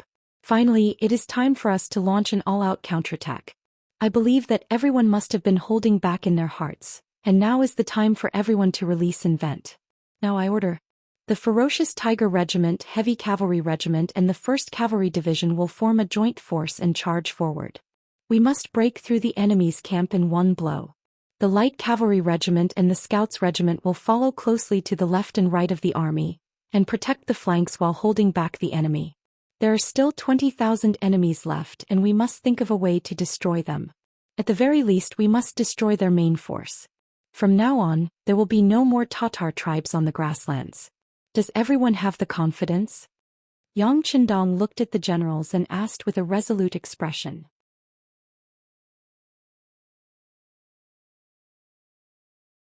Chapter 893. Yes. All the generals straightened their chests, their eyes shining brightly. Very good. After this battle, we will be invincible in this region. I want to use this battle to fight for a few years of peace. Also, the commander of the 1st Cavalry Division will be chosen through this battle. Zuhi Tianhu, you two have to work hard. Yang Qindong's voice was loud and clear as he made the final mobilization before the battle. The meeting ended very quickly, and the officers returned to their respective units and began to assemble. The final attack against the Mongol Tatar tribe would be launched in 2 hours. Tuatha Buhua had just transported over 2,000 wounded soldiers out when a scout came to report that the mercenaries seemed to have made some movements. They were gathering their troops, and it seemed like they had already discovered their intentions. That's really fast. When Tuatha Buhua heard this, his face became very ugly. He knew that a final battle was unavoidable, but he did not expect it to happen at this time. It must be said that this loyal duke really knew how to pick a time. Give the order. 10,000 cavalry will stay behind to block the enemy. No matter what, they must hold on for 3 hours. When the sun rises, they can retreat. The other 8,000 cavalry will retreat with me. As long as we are here, the Tatar tribe will not fall. Tuatha Buhua immediately made a decision, and his determination to retreat did not waver. As long as he retreated this time with the strength of his family, he would one day rise again. At that time he would definitely take revenge for today's enmity. Although the 10,000 ordinary Tatar cavalry did not want to retreat, they did not have any other choice. The matter was temporarily settled like this. Those who should retreat retreated and those who should prepare prepared. It must be said that this arrangement was not wrong, but Tua Buhua had overestimated the 10,000 cavalry he had left behind. He had also underestimated the strength of the enemy. This time Yang Qindong had sent out all the elite troops. Whether it was the ferocious Tiger Regiment, the Heavy Cavalry Regiment, or the newly formed 1st Cavalry Division, they all had extraordinary fighting strength. One cavalry could even be used as a few people. In the face of such a powerful force, not to mention 10,000 ordinary Tatar cavalry, even 10,000 elite Tatar cavalry would not be able to stop them. When the 3 main forces of the mercenaries appeared in front of the Tatar army, they were like a tornado. First there was the sound of gunfire, riddling the formation of the Tatar cavalry with holes. Then the Heavy Cavalry Regiment appeared. They used their 3-meter-long broadswords to sweep through the army, taking away the heads of many enemy cavalry. The last to appear was the world's 1st Cavalry Division. When the 1st Cavalry Division appeared, they fully demonstrated what it meant to be unstoppable and unstoppable. Wherever they passed, the only sounds that could be heard were the howls of the Tatar cavalry and the sounds of weapons being thrown to the ground in surrender. There was nothing to be done. After a month of grinding with the world's strongest cavalry, all the members here were the most elite cavalry. Their fighting strength was extraordinary and their strength was terrifying. They were even stronger than the previous Tatar cavalry. How could these ordinary cavalry stop them? The 10,000 enemy cavalry that was supposed to resist for 6 hours and hold out until dawn did not even last for 2 hours. The Tatar cavalry was completely defeated. They were either killed in battle or taken captive. The 3 armies did not have the slightest intention of stopping for the kneeling Tatar cavalry. They continued to rush forward, leaving them for the new army to clean up the battlefield.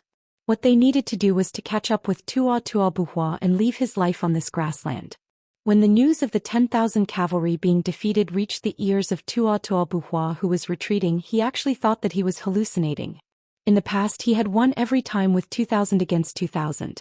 Now that he had sent 10,000 cavalry, how could they be defeated so quickly? Although ordinary cavalry could not compare to elite cavalry, even if there were 10,000 pigs, they would not be able to catch all of them in 2 hours. The situation was very dangerous. Once the mercenaries caught up to them, they would be no match for them with their low morale. It was not impossible for them to be completely wiped out. Tua Buhua's gaze fell on Hubo, and Mink. Great Khan, I'll stay behind. As for you guys, run as far as you can. If you really can't, don't care about the injured soldiers. Just leave them here to fend for themselves. I only hope that the Great Khan will be safe. There is still hope for our tribe. Hubo knew that there was no time and made the decision to die to stop the enemy. He had lost many battles in the past, but the Great Khan did not punish him. Just because of this, he would repay the Great Khan with his life. Tua Buhua was a person of great importance and knew that this was not the time to be pretentious. He reached out and patted Hubo's shoulder. Okay, you take care too. I'll leave you 5,000 elite cavalry. No matter what, you have to stop the enemy. Great Khan, 5,000 is too much. Just leave 2,000 for me. Hubo still wanted to decline. He was very clear that there were only 8,000 elite cavalry left. If he left 5,000 to himself, the Khan's forces would be too weak. If they encountered any danger, they would not even have the ability to protect themselves. No, 5,000 elite cavalry is not much at all. The enemy was able to break through a 10,000 cavalry formation so quickly. They must be very strong. If we leave too few people behind, we will not be able to stop them. Alright, it's settled then. Remember, hold on until daybreak and think of a way to survive. As long as you survive, we'll be able to meet again one day. Tua Buhua pressed down on Hubo's shoulder and said in a low voice. Yes, Great Khan. Hubo nodded in the end. He knew that this was the most feasible plan. Following this, the 8,000 elite cavalry split into 2 groups. Tua Buhua listened to Hubo's suggestion and left 2,000 injured soldiers behind. He only brought 3,000 elite cavalry with him under the protection of General Mink. Hubo had a grim expression as he said to the other 5,000 elite cavalry, "It's time to show our loyalty to the Great Khan. No matter what, we have to hold on until dawn. We have to give the Great Khan and his injured comrades enough time to leave. Kill, kill, kill. The 5,000 elite cavalry seemed to know that this might be the last battle of their lives. They raised their scimitars and shields as they shouted. About a quarter of an hour later, the three main forces of the mercenaries appeared. Hu Bao didn't say anything and immediately charged forward. He knew how powerful the guns and cannons of the mercenaries were. If the 5,000 of them were to face these guns, they wouldn't be able to do anything. But if they were to charge into the enemy's camp, then the situation would be completely different. They would be able to restrict the enemy's movements. In truth, it was not that Xiao Feng's ferocious tiger regiment did not want to fire. It was just that the Windchaser regiment, Su He and Tian, who did not give them a chance to fire. They knew that this was the elite cavalry of the Tatar Empire. They wanted to win fair and square and not rely on external forces. Just like that, an extremely intense battle began. Very quickly the two sides began to fight. In the night, saber against saber, saber against saber, saber against shield, the sound of which rose and fell, lingering in one's ears. The soldiers of the 1st Cavalry Division who had been through life and death situations were all elites. They were all soldiers who had killed at least 3 elite cavalrymen on the battlefield. Now that the enemy no longer had the advantage and was only fighting one-on-one, they had the advantage from the start of the battle. They slaughtered their opponents until they were thrown off their horses. This was a testament to their strength and the might of the 1st Cavalry Division. Su He and Tian, who chose to charge forward continuously. One was brave and fierce, while the other was sharp with his scimitars. Wherever they went, one elite Tatar horseman after another was cut down from their horses as if they were chopping melons and vegetables. In one breath they had killed at least 5 or 6 people. Su He and Tian, who had unknowingly gathered together. After the two of them looked at each other, Su He opened his mouth and said, "These elite cavalrymen have good foundations. It would be a pity to kill them all. Why don't we have a competition to see who can capture more?" "Sure," Tian Hu said, keeping his words to himself. In the past, when he was in the Yang Academy, he was a taciturn person. Unless he asked someone a question or someone asked him a question, he would not say a word. At some point, the news that the two generals had stopped killing and had started to compete to capture captives had spread. The first to stop attacking was the fierce Tiger Regiment. They set up a defense around the battlefield to prevent the enemy from escaping. Then they raised their torches to light up the area. They wanted to witness this historic moment. Next, the Heavy Cavalry Regiment also stopped attacking. They also raised their torches to light up the battlefield. They wanted to see who would become the commander of the 1st Cavalry Division. Only 5,000 soldiers of the 1st Cavalry Division remained. They had also been influenced by the two generals. They stopped killing and started to capture captives alive. After a round of fighting, only 2,000 of Hu Bao's 5,000 elite cavalrymen were left. They were already prepared to fight to the death, but when they saw that the other party had suddenly stopped and changed from a murderous aura to wanting to capture them, they were all infuriated. A soldier could be killed but not humiliated. This kind of action was looking down on them and completely infuriated them. Under the lead of Hu Bao, the 2,000 elite cavalrymen began to counterattack again and again. They were inferior, so what if they had a lot of blood? Facing the cavalry of the 1st Cavalry Division, who were even stronger than them, even though they attacked like crazy, the results were not good. Not only were they unable to do anything to their opponents, but they also expended their energy faster. In the end, most of them were captured. Only Hu Bao and less than 20 cavalrymen were left. On the side of the mercenaries, only Su He and Tian who were left.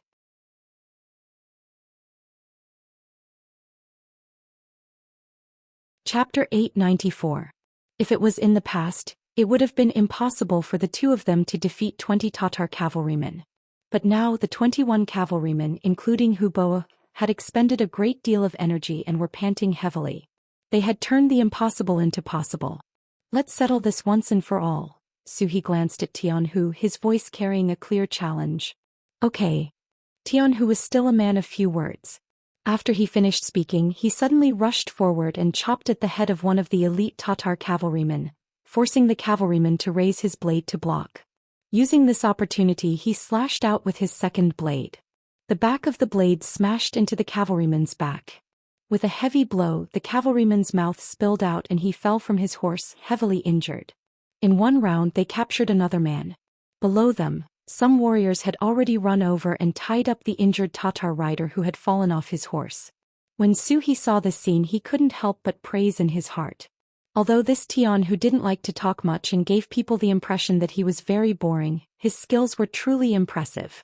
Although they hadn't fought before, Su He had a feeling that if they fought one-on-one he would be the one to lose.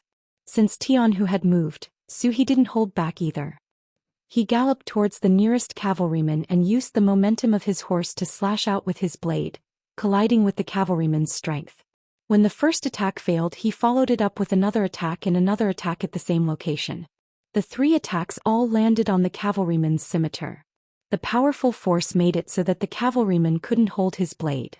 The scimitar fell and Su He's blade came down again, hitting the cavalryman's chest and knocking him off his horse. Although they were both captured, Tian who only used 1 round and 2 blades. Su He had indeed used 3 rounds and slashed out 4 times. Just from this point alone it was clear that the 2 were stronger. The 2 didn't stop attacking. Every now and then a Tatar cavalryman would fall from his horse. They were really too tired, and the ones that came were 2 battle generals with great strength.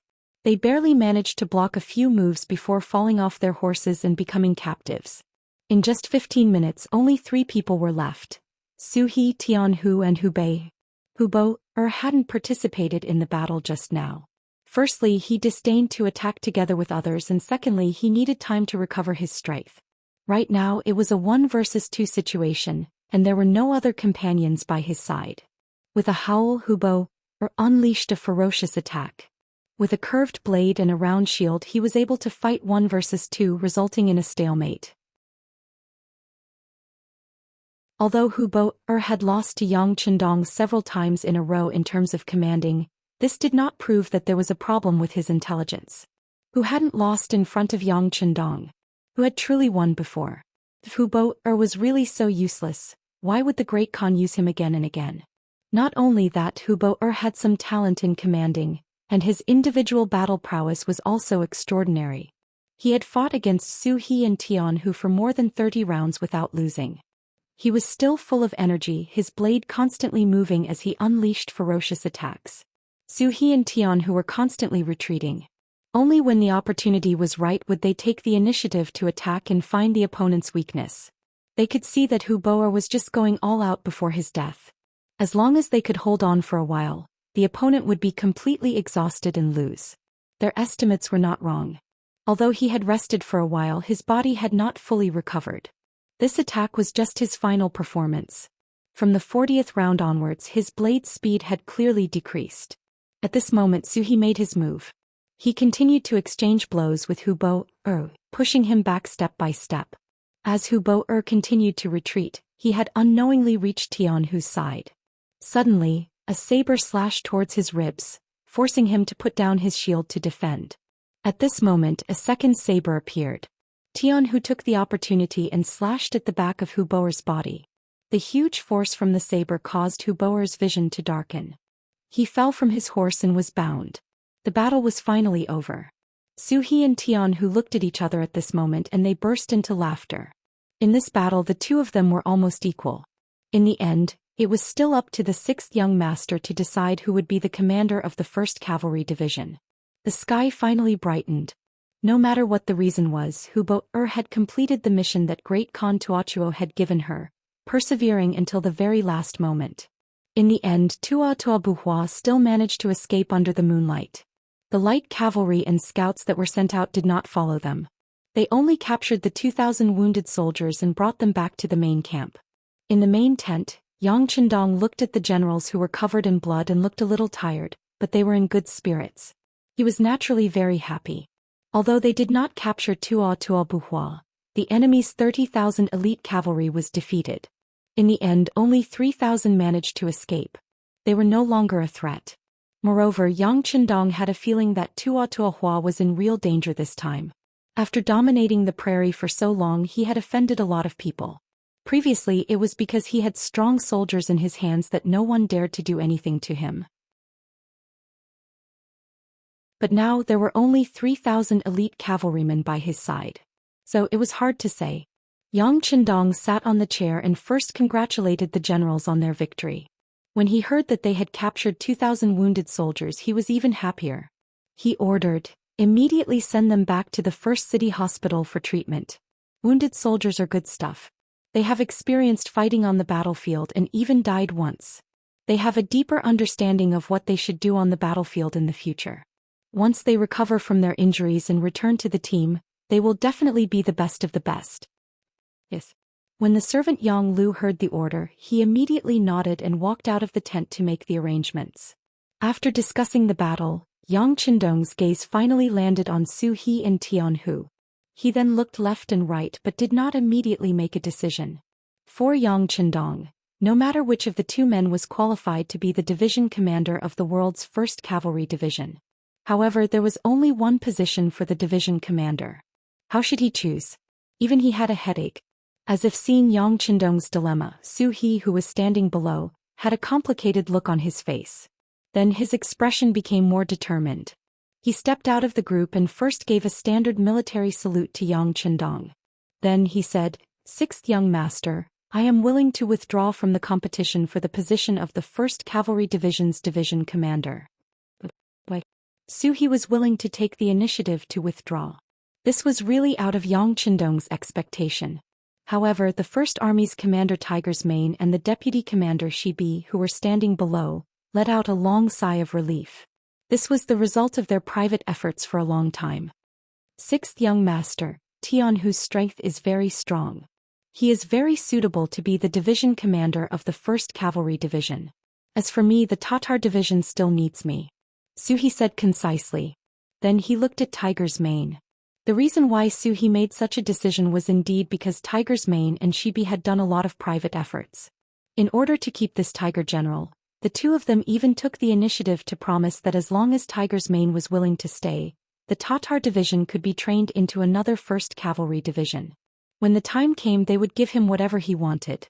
In addition, Yang Qindong was a little embarrassed. In the end, Su He made such a choice. Looking at Tiger's Mane, he knew that he had to stand up and say a few words. He stepped forward and said, "Young master, this time our new army's cadres have lost too many. Many people participated in the 1st Cavalry Division's selection and joined it. If Su He leaves, we really don't have a suitable division commander candidate. Young master, please help us." After saying this, Tiger's Mane lowered his head. He had followed Yang Qindong for a long time. He had heard Yang Qindong talk about the overall situation more than once.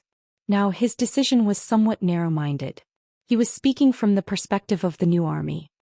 He was afraid that the 6th young master would be angry. From Tiger's Mane's perspective, his way of doing things wasn't wrong.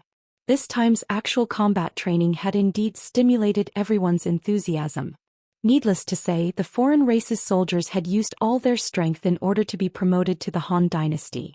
The Han Dynasty's soldiers had also worked hard for a hero card. These thoughts were too normal. Even as the commander, Tiger's Mane couldn't stop them. He could only agree to the soldiers' requests. At the same time, he also talked to some of the core members. There was only one goal. Once they had gotten the benefits and proved themselves, they could go back. Although the world's #1 cavalry division is good, our new army isn't bad either, right? As for the commander's advice, some people listened while others didn't. After all, everyone had the right to choose their own future. Tiger's Mane only talked to them and didn't order them. Even the 6th young master wanted capable people to join the 1st Cavalry Division. How could he dare to threaten them with orders? As a result, there were indeed quite a few people who passed the battlefield test and returned. However, there were even more people who didn't return. Because the majority of the people who passed the test were officers, the number of officers in the new army rapidly decreased. Su He was one of the people that Tiger's Mane and the deputy commander were willing to fight for. The truth was just as Su He said. After he left, there really wasn't a suitable candidate to be the Tatar Division's commander in the new army. Servant Yang Qindong naturally told the following things to Yang Qindong. He fully understood the other party's difficulties and turned a blind eye to some of their private actions. Now that Su He had publicly said that he wanted to return to the new army, he naturally couldn't stop him. All right. Since this is Commander Su He's own choice, we can't force it. The 1st Cavalry Division's commander will be Tian Hu. He will be conferred the rank of senior colonel. According to the previous regulations, the 1st Regiment's commander will be Tai Mu'er, the 2nd Regiment's commander will be Lu Duo, and the 3rd Regiment's commander will be Mu. The 3rd Regiment's commander will be left empty until a suitable candidate is found. Finally, I will personally issue the order. What do you think? Commander Tian, do you have any other requests?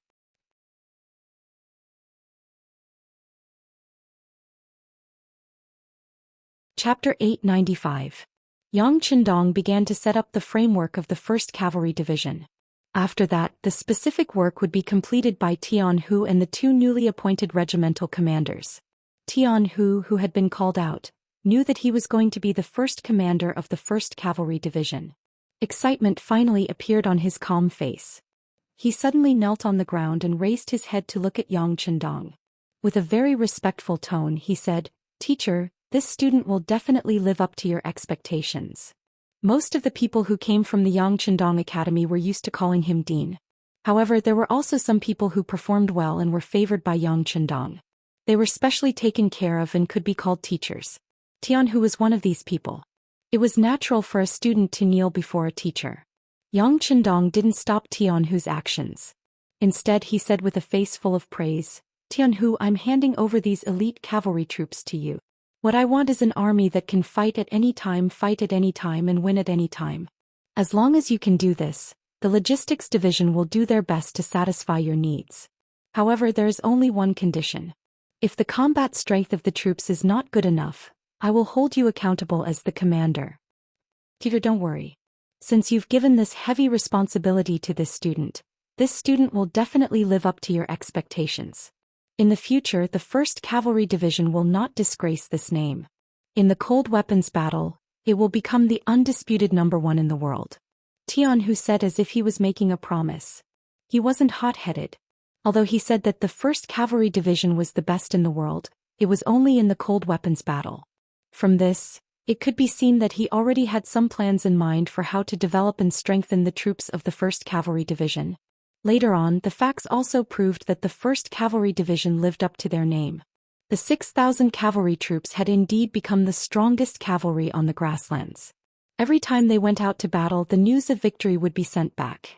In battle, all the cavalrymen were good at using dual sabers. When they met a strong opponent, they would use one saber and one shield to attack and defend. In the end, as long as they heard their name, there would be no one who would not be afraid. The war with Tuobuhua had finally ended, and the world's #1 cavalry division was officially established. The 1st Division commander was Tian Hu, the 1st Regiment commander was Tai Mu-er, the 2nd Regiment commander was Lu Duo, and the 3rd Regiment commander was waiting to be appointed. When the news came out, Lu Duo burst into tears in his own tent. First it was the captives. Then it was the surrendered soldiers. Then it was the battle to the death. Now, not only had he become the envied regiment commander, he had also become a member of the Han Chinese. From this moment on, he was truly reborn. The past had nothing to do with him anymore. Everything in the future would be a new beginning, and all of this was given to him by Yang Qindong. After crying loudly, Lu Duo walked out of the tent. He suddenly knelt down in the direction of the main tent, representing his excitement, emotions, and firm political determination. At the end of the battle, they brought the captives and put away the tents. The mercenaries returned to the beginning city in a grand and vigorous manner as if they had come from the outside. There was still a great news waiting for him here, but he was still unaware of it. The army returned to the beginning city. It was already August and it was the hottest time of the year. The winter in the beginning city was really cold, but it was not without its benefits. At least it was not so hot in the summer. In the Yang residence, the news of the 6th young master's return had already spread. Immediately there was a big cleaning. Water was splashed everywhere in the courtyard. While cleaning the ground, it also had the effect of cooling down the temperature. When Yang Qindong stepped into the gate, a cool breeze blew on his face. Hee good. Yang Qindong chuckled and prepared to go to the inner courtyard. He had not seen the 3 madams for more than a month and he missed them very much. However, before he could take a step, the 2 maids had already bowed and greeted him with a sincere smile on their faces. "Hello, 6th young master. The 6th young master has worked hard. Congratulations to the 6th young master." "Congratulations to you too," Yang Qindong said indifferently. He thought that everyone was congratulating him because he had won the battle, so he did not care. However, when he walked all the way to the inner courtyard, everyone he met along the way would greet him and congratulate him. This made Yang Qindong feel that something was wrong. He did not know how many battles he had won, but it seemed that these maids did not care so much about it in the past. It wasn't until he arrived at the inner courtyard that he saw the second madam's maid Xing respectfully escorting a female doctor in a white robe out. His brows furrowed involuntarily and his expression became nervous. He strode forward and said as he walked, "Dr. Zhao, why are you here?" When she saw Yang Qindong walk over, the so-called Dr. Zhao quickly saluted to show her respect. Dr. Zhao's name was Zhao Yanmei. She was also a student of the Yang Family Academy. She was once known as the Two Saints along with Yuan Heping, who was known as the Sacred Hands. However, the former specialized in internal medicine and surgery, while the latter specialized in gynecology and pediatrics. Normally, if the madams were unwell or felt uncomfortable, it would be Zhao Yanmei who came to see them. They were all women and often went in and out of the inner courtyard of the Yang residence, so they were more at ease. Now that Zhao Yanmei was here, it must mean that one of the madams was unwell. It was no wonder that Yang Qindong became so nervous. "And why are you here? Is one of the madams unwell?" Yang Qindong did not even return the salute and asked anxiously. Facing the anxious Yang Qindong, Zhao Yanmei was neither anxious nor slow. She even said with a smile, "Teacher, this student congratulates you." "Congratulations, congratulations again. What's going on?" When Yang Qindong entered the courtyard, he heard these two words the most. At first it was fresh, but now he was a little annoyed. "About this, please find out once you enter the inner courtyard." He did not know where Zhao Yanmei's courage came from. She did not tell him immediately but kept him in suspense. It must be said that she had no choice. Second madam had already told her that some things must be said by herself and not by others. "Okay, I will go take a look. Tinga, lead the way." Yang Qindong's face did not show whether he was angry or happy, but at least he was more stable than before. Zhao Yanmei dared to keep him in suspense, so it should not be a bad thing. Xing happily agreed and led Yang Qindong to the room of the second madam in the inner courtyard. Yang Qindong's footsteps were very fast, causing Xing to quickly fall behind. It wasn't until Yang Qindong entered the small courtyard that he saw Qiao Yin resting under a large tree. Seeing that she was fine, he let out a long sigh of relief. The maids beside the tree were very perceptive. When they saw Yang Qindong appear, they bowed and paid their respects. They ignored the sixth young master and went in front of second madam. Holding her small hand, they asked with concern, "Qiao, I just saw Dr. Zhao leave.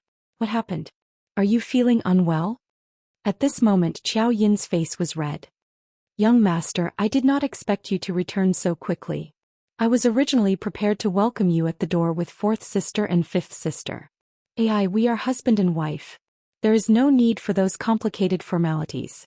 "That's right, you still haven't answered me. Where are you feeling unwell?" Yang Qindong casually waved his hand. He had never cared much about formalities. It was only because of his high status that he had to pay attention to them. However, in his opinion, when he was with his wife, he should save on formalities. Feeling Yang Qindong's sincere concern, Qiao Yin's face was like a peach blossom. She first lowered her head and then said in a voice as soft as a mosquito, "Young master, I am not sick." "Not sick? Then what is Dr. Zhao doing here?" "It's fine. What is it that you cannot tell the young master? Hurry up and say it." If Zhao Yanmei's expression did not change when he saw her and even looked a little happy, he would have thought that Qiao Yin was seriously ill. Seeing Yang Qindong so anxious, Qiao Yin knew that she could not hide it any longer. She said in a small voice, "Qiao is really not sick. It's just morning sickness." "Not sick? Morning sickness?" The anxious Yang Qindong was stunned by these words and stood there in a daze. "Yes, it's morning sickness. Dr. Zhao said that I am pregnant with the young master's child." As Qiao Yin spoke, she gently stroked her stomach that had not changed at all. She looked very happy. "Pregnant with my child?" At this moment Yang Qindong finally reacted. He stood there in a daze. At this moment, it was as if his mind had gone blank. At this moment, it was as if everything around him did not exist and he was the only person in the world. In his previous life, Yang Chendong did not have a family because of the nature of his work. Naturally, he did not have children of his own. But now, someone suddenly told him that he was going to have a child. He was completely unprepared and did not even have the slightest bit of vigilance. He was completely stunned by this news. He was going to have a child. This was the first time in both his previous life and this life. Once upon a time he had thought about this problem. When he first got together with Hu Yen and the others, he considered that they were still young and his condition was not stable. He had tried his best to suppress it and did not have any plans to have a child. Later on, when his condition got better, Yang Chendong thought about this problem and tried very hard. But for some reason, none of his wives were pregnant. Later on, when the war in various places became tense, he did not think too much about it. He thought that when the situation was completely stable, he would check it out properly. But he did not expect that before he even did that, he was already pregnant. This was enough to prove that there was nothing wrong with him. There was nothing wrong with him.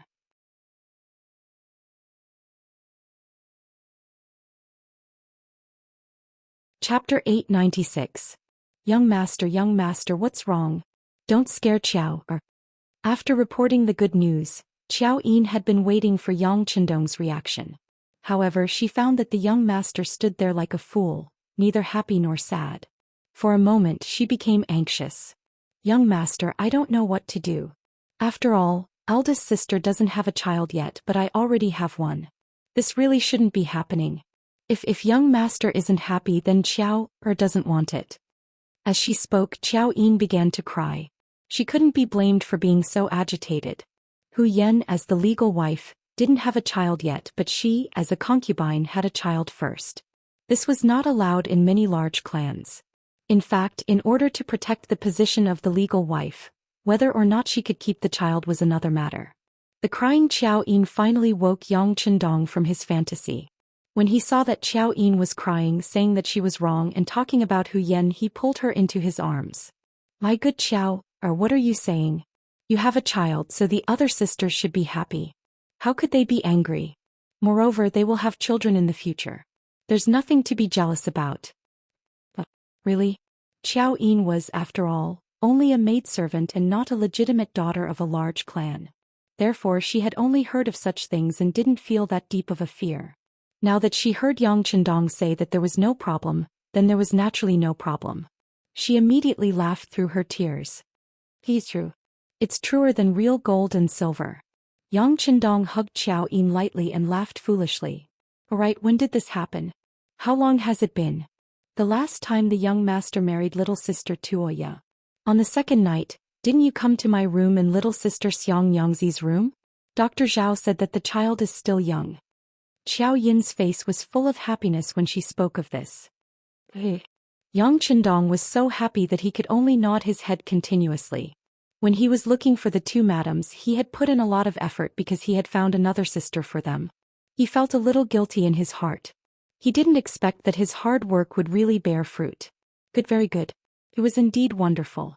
Xiao Yin's pregnancy was not only a joyous occasion for Yang Chendong, but also for all of Xianxia. As the ancients say, there are 3 ways to be unfilial, and having no descendants is the worst. Even the common people thought so, not to mention a large force like the Yang faction. It could be said that whether Yang Chendong had an heir or not was related to the foundation of the country. Yang Chendong was a good person in every way. He also enjoyed supreme power in Xianxia. However, he was criticized for not having an heir. After all, he didn't have a child. Something happened to him. What would happen to such a large system? Where would they go? Fortunately, Yang Chendong was still very young. He was only 24 years old now. They could still wait and see. Otherwise, those old masters would probably consider sending him for a thorough examination. Now that Xiao Yin was pregnant, it was enough to prove that there was nothing wrong with Yang Chendong.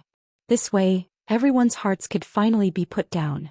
Yang Chendong returned, and the news of second madam's pregnancy quickly spread. Xiao Yin didn't let them say it before. First, she wanted to give the young master a surprise. Second, she wanted to see sixth master's thoughts. If Yang Chendong cared about Hu Yan's feelings, then she would definitely make the decision to abort the child. Among the madams, Xiao Yin regarded Yang Chendong as more important than her own life. As long as the young master was well, she was happy. As for her own thoughts, it didn't matter. Now that Yang Qindong had returned, it showed that he liked the child very much. The news naturally spread. Immediately, countless telegrams were sent out from Origin City. Countless officials lined up outside the Yang residence, requesting to meet and congratulate them. Beta Persei was the first to rush over. Although he was a servant of the Yang family when the young master wasn't around, he didn't dare to casually enter the inner courtyard without orders. There were differences between men and women. Perhaps the young master wouldn't say anything, but someone might make a fuss about it. Young master, congratulations. As soon as he entered the courtyard and saw Yang Qindong, Beta Persei knelt down with a plop. At the same time, tears flowed from his eyes. They were tears of excitement and joy. As a person by Yang Qindong's side, he hoped more than anyone that the young master could have children as soon as possible. He had a little master or even a group of little masters. Alright, get up. Why are you crying as a man? Yang Qindong felt Beta Persei's loyalty. He excitedly helped him up and then laughed. The young master will have children in the future. How is it? Are you happy? I'm happy. Beta Persei nodded repeatedly without any pretense. Yang Qindong patted Beta Persei's shoulder and said emotionally, Alright, then I'll say something that will make you even happier. Step down from your position as the logistics division head and hand over the job to Yang Lu. You will continue to be by the young master's side in the future. He was used to working with Beta Persei. Even though Yang Si and Yang Lu did a good job, he still felt that something was missing. Alright. Beta Persei nodded vigorously. Although being the logistics division head was impressive and everyone had to curry favor with him, compared to being able to be by the sixth young master's side, that was all bullshit. Well, go and tell Qiu V Dao Xiao and the others to guard the courtyard gate. Tell those who want to congratulate him to do their jobs well. The young master will be very happy, and go do whatever you need to do. By the way, the scale of the guards should also be expanded. Now that we have enough manpower, you can ask the two captains to pick the best ones to expand the guards. Yang Qindong thought that the number of guards was only 100. They could handle some small matters, but when it came to major matters they would still be weak. Therefore he took advantage of this opportunity to choose a good number of elites during the training. Yes. Beta Persei agreed excitedly. He had been thinking about this matter for a long time, but since the young master did not say anything, he really did not know what to say. Young master, what scale do you think is suitable for the expansion? A guard team of 500 people. The strength of 1,000 people should be enough to ensure the usual safety. By the way, go and discuss with Jiang Ping. The security of the inner court should also be increased. What exactly is needed and how many people are needed will depend on what she says. Yang Qindong thought of Qiaoyin's pregnancy. This kind of thing would continue to happen in the future. The safety of the madam must also be protected. The number of female soldiers must also be increased. Yang Qindong was about to have a child. The news quickly spread and the entire first city was bustling with noise and excitement for several days. After that, everything gradually returned to calm. At this moment, a message from the security bureau interrupted the peace. Not only that, but the entire logistics division's captive camp was filled with wails and cries. Tuochuo Hua died. He died on the road of escape. He was ambushed by the Walla's leader, Yes Hen. He, along with 3,000 elite cavalry and General Mink, all died in battle. According to witnesses, after Yes Hen made a mistake last time, he sent out 30,000 cavalry this time. However, even with 30,000 men fighting against 3,000 men, they still paid a heavy price. More than 10,000 men died in the battle and the remaining 20,000 men were all injured. In the end, the battle lasted for 3 days and 3 nights and everyone was exhausted to death. Tuochuo Buhua himself also died in the end. It was said that there were no less than 50 wounds on his body. With the death of Tuochuo Hua, the Tatar tribe was about to become a part of the history of the grasslands. They went from glory to decline. Although Tuochuo Hua was dead, his spirit was still there. The captives in the logistics division had always thought that one day the Great Khan would come back. This way they would have a place to be useful. Now that their hopes were dashed, many of them began to slack off. Some of them even went on a hunger strike as if they wanted to live and die with the Great Khan. This was especially true for the 2,000 injured and sick people who were sent to the hospital.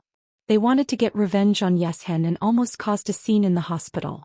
If the mercenaries did not appear in time, there would be a big problem. Among the captives there were quite a number of Tatar soldiers. Naturally, the situation would not be small. The officers had no choice but to report the situation to Yang Chendong. Not long after, Beta Persei personally came out and brought Hubo from the captive camp to the Yang residence. In Yang Chendong's courtyard, in the pavilion in front of the fake mountain, Yang Chendong and Hubo sat opposite each other. In front of them was a stone table with a steaming hot tea in the middle. Beta Persei and the first guard Captain Chiovi were staring at Hubo to prevent him from jumping up and attacking. Remove the shackles and shackles. Yang Chendong casually ordered Beta Persei as he demonstrated his skills in the art of tea ceremony. Young master, this person's strength is not ordinary. Beta Persei wanted to remind him of something. However, Yang Chendong said in an unquestionable tone, "What's wrong? Is it because the young master has not moved for a long time that you have no confidence in the young master?" Beta Persei was reminded of the young master's abnormal strength. He walked up and used the key to unlock the shackles, freeing Hubo. Now free of her shackles, Hubo rubbed her wrists and smiled. This tea was personally brewed by the Duke of Loyalty. It must be delicious. As he spoke, he picked up a teacup. His originally smiling face suddenly changed. Then the teacup was shattered and a sharp piece of porcelain fell into his hand. He quickly slashed it in front of Yang Chendong. Bang! A figure suddenly flew out.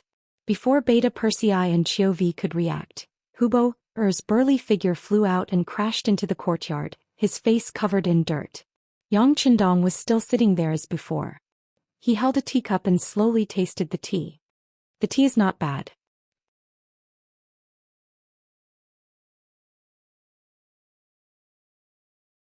Chapter 897. You're courting death. Beta Persei finally reacted. He snorted coldly and walked towards the courtyard.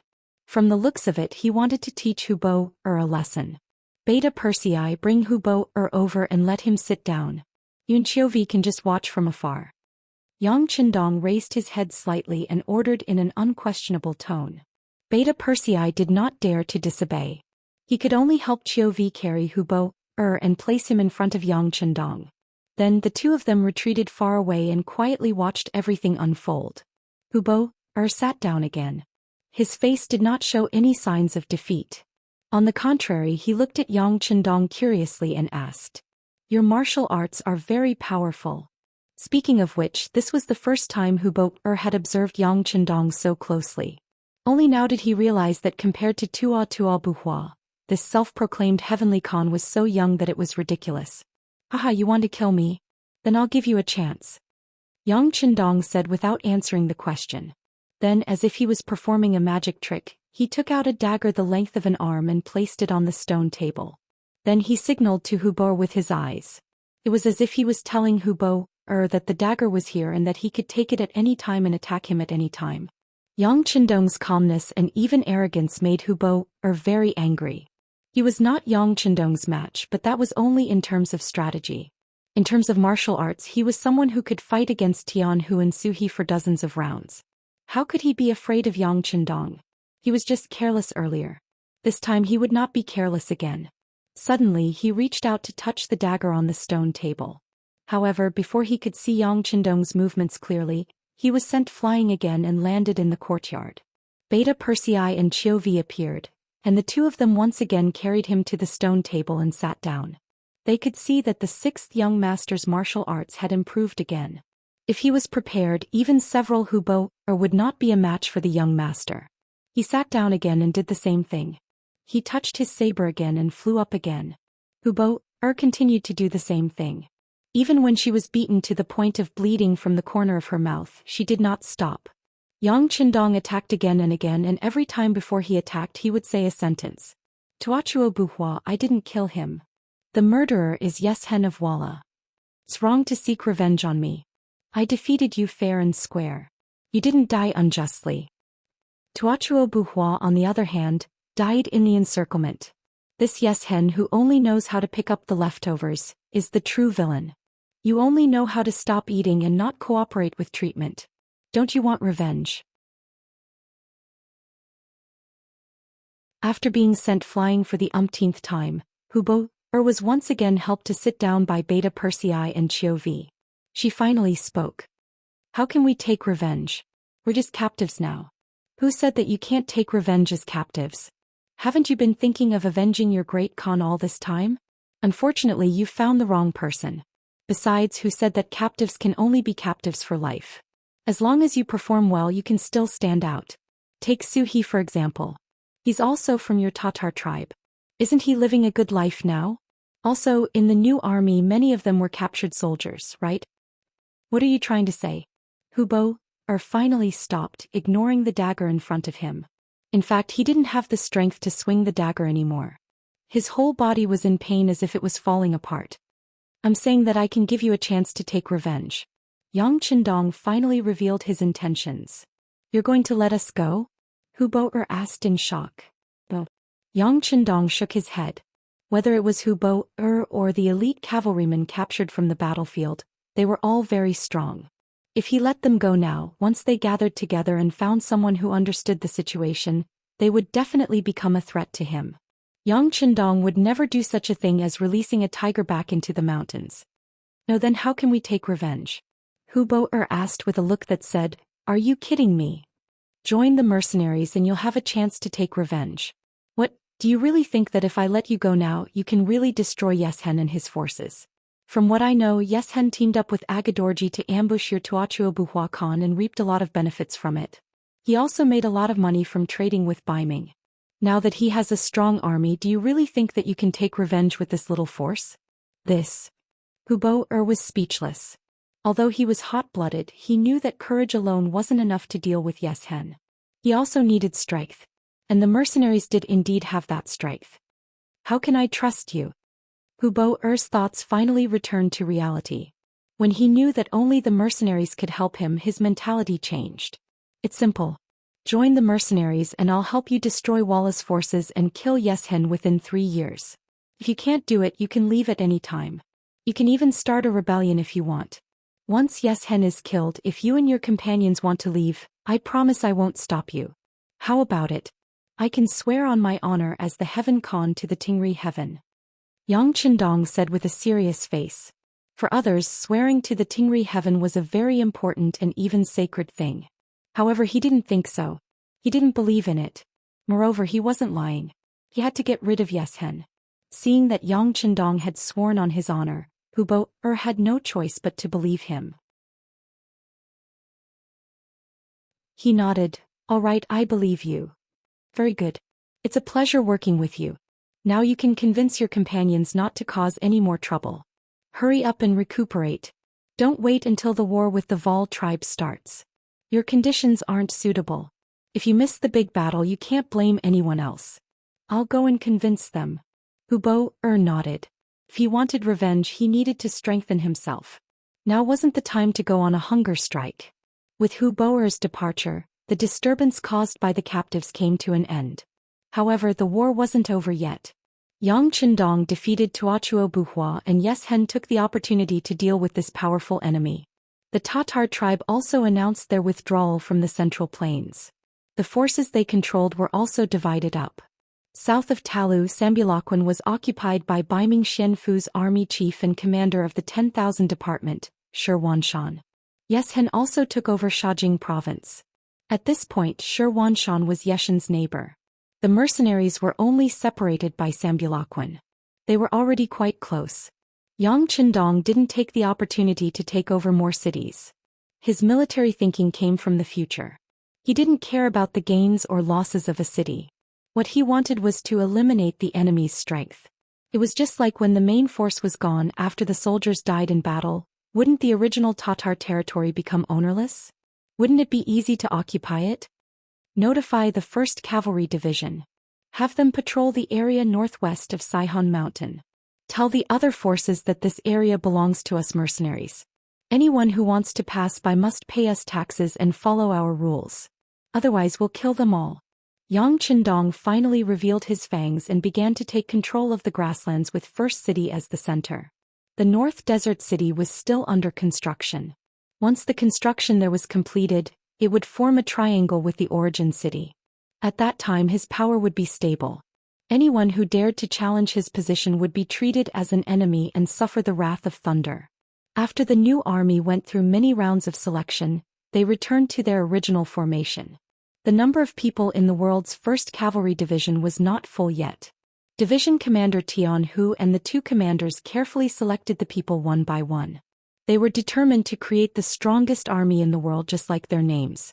The construction of North Desert City was still going on in an orderly manner. With Xianxia in charge of the overall situation, everything was going smoothly. After the Battle of Tuochuo-Buhua, the mercenaries' strong strength shocked all the people who had bad intentions. No one thought of provoking the mercenaries. The situation near First City was unprecedentedly peaceful. Qiaoyin's morning sickness was very serious. She vomited as much as she ate. After Dr. Zhou Yinmei's examination, he said that it was because of the water and soil. It was still too cold here. It was best to go to a place with a relatively mild climate.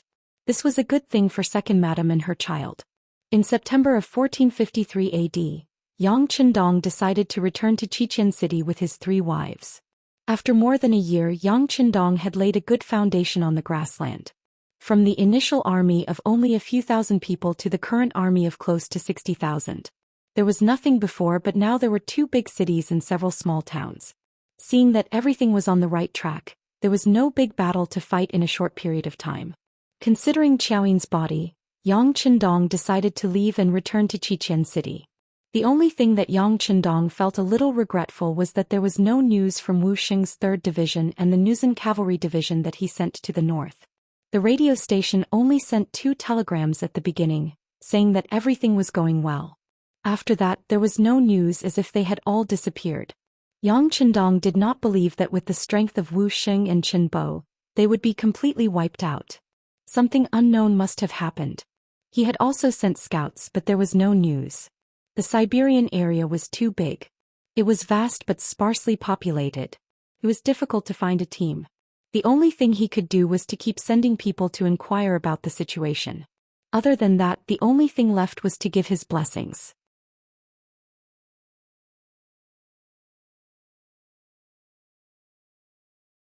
Chapter 898. Yang Qindong decided to leave, and Tiger's Mane stayed behind under his arrangement. In terms of political affairs, Yu Mian was his deputy, and in terms of military affairs, Shbai was his deputy, so he could rest assured. After leaving Yangxi to build North Desert City and 6th Yang Qindong to manage the logistics team, Yang Qindong left the first city in mid-September with his 3 wives, Beta Persei Wang Si and the others, as well as the 2 guards and 3,200 members of the ferocious Tiger Regiment. When he left, Yang Qindong deliberately suppressed the news. He did not want everyone to know that he had left the first city. Although it was destined that he would not be able to hide it for long as he kept it a secret for one more day, he would be able to deter them for one more day. In order to prevent being discovered, the team left the city in the evening and set up camp 20 miles away from the first city. In the big tent, Yang Qindong accompanied the 3 wives to eat, and from time to time there would be laughter. In the big tent at the side, Beta Persei was also enjoying the joy of eating and chatting with Kikij.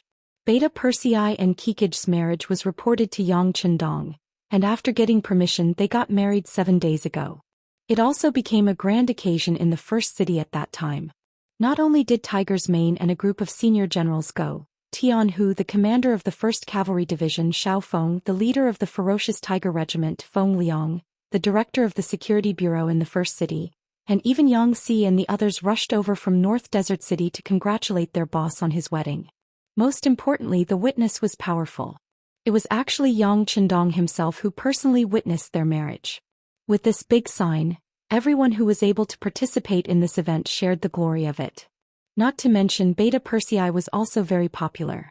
At one point he had arranged more than 50 tables for the wedding banquet, and this was because those who were not of a high enough rank did not appear.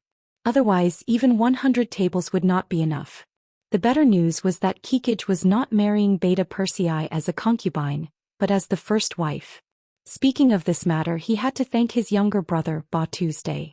It was precisely because of his good performance on the battlefield that he participated in the battle against the Tatar elite cavalry.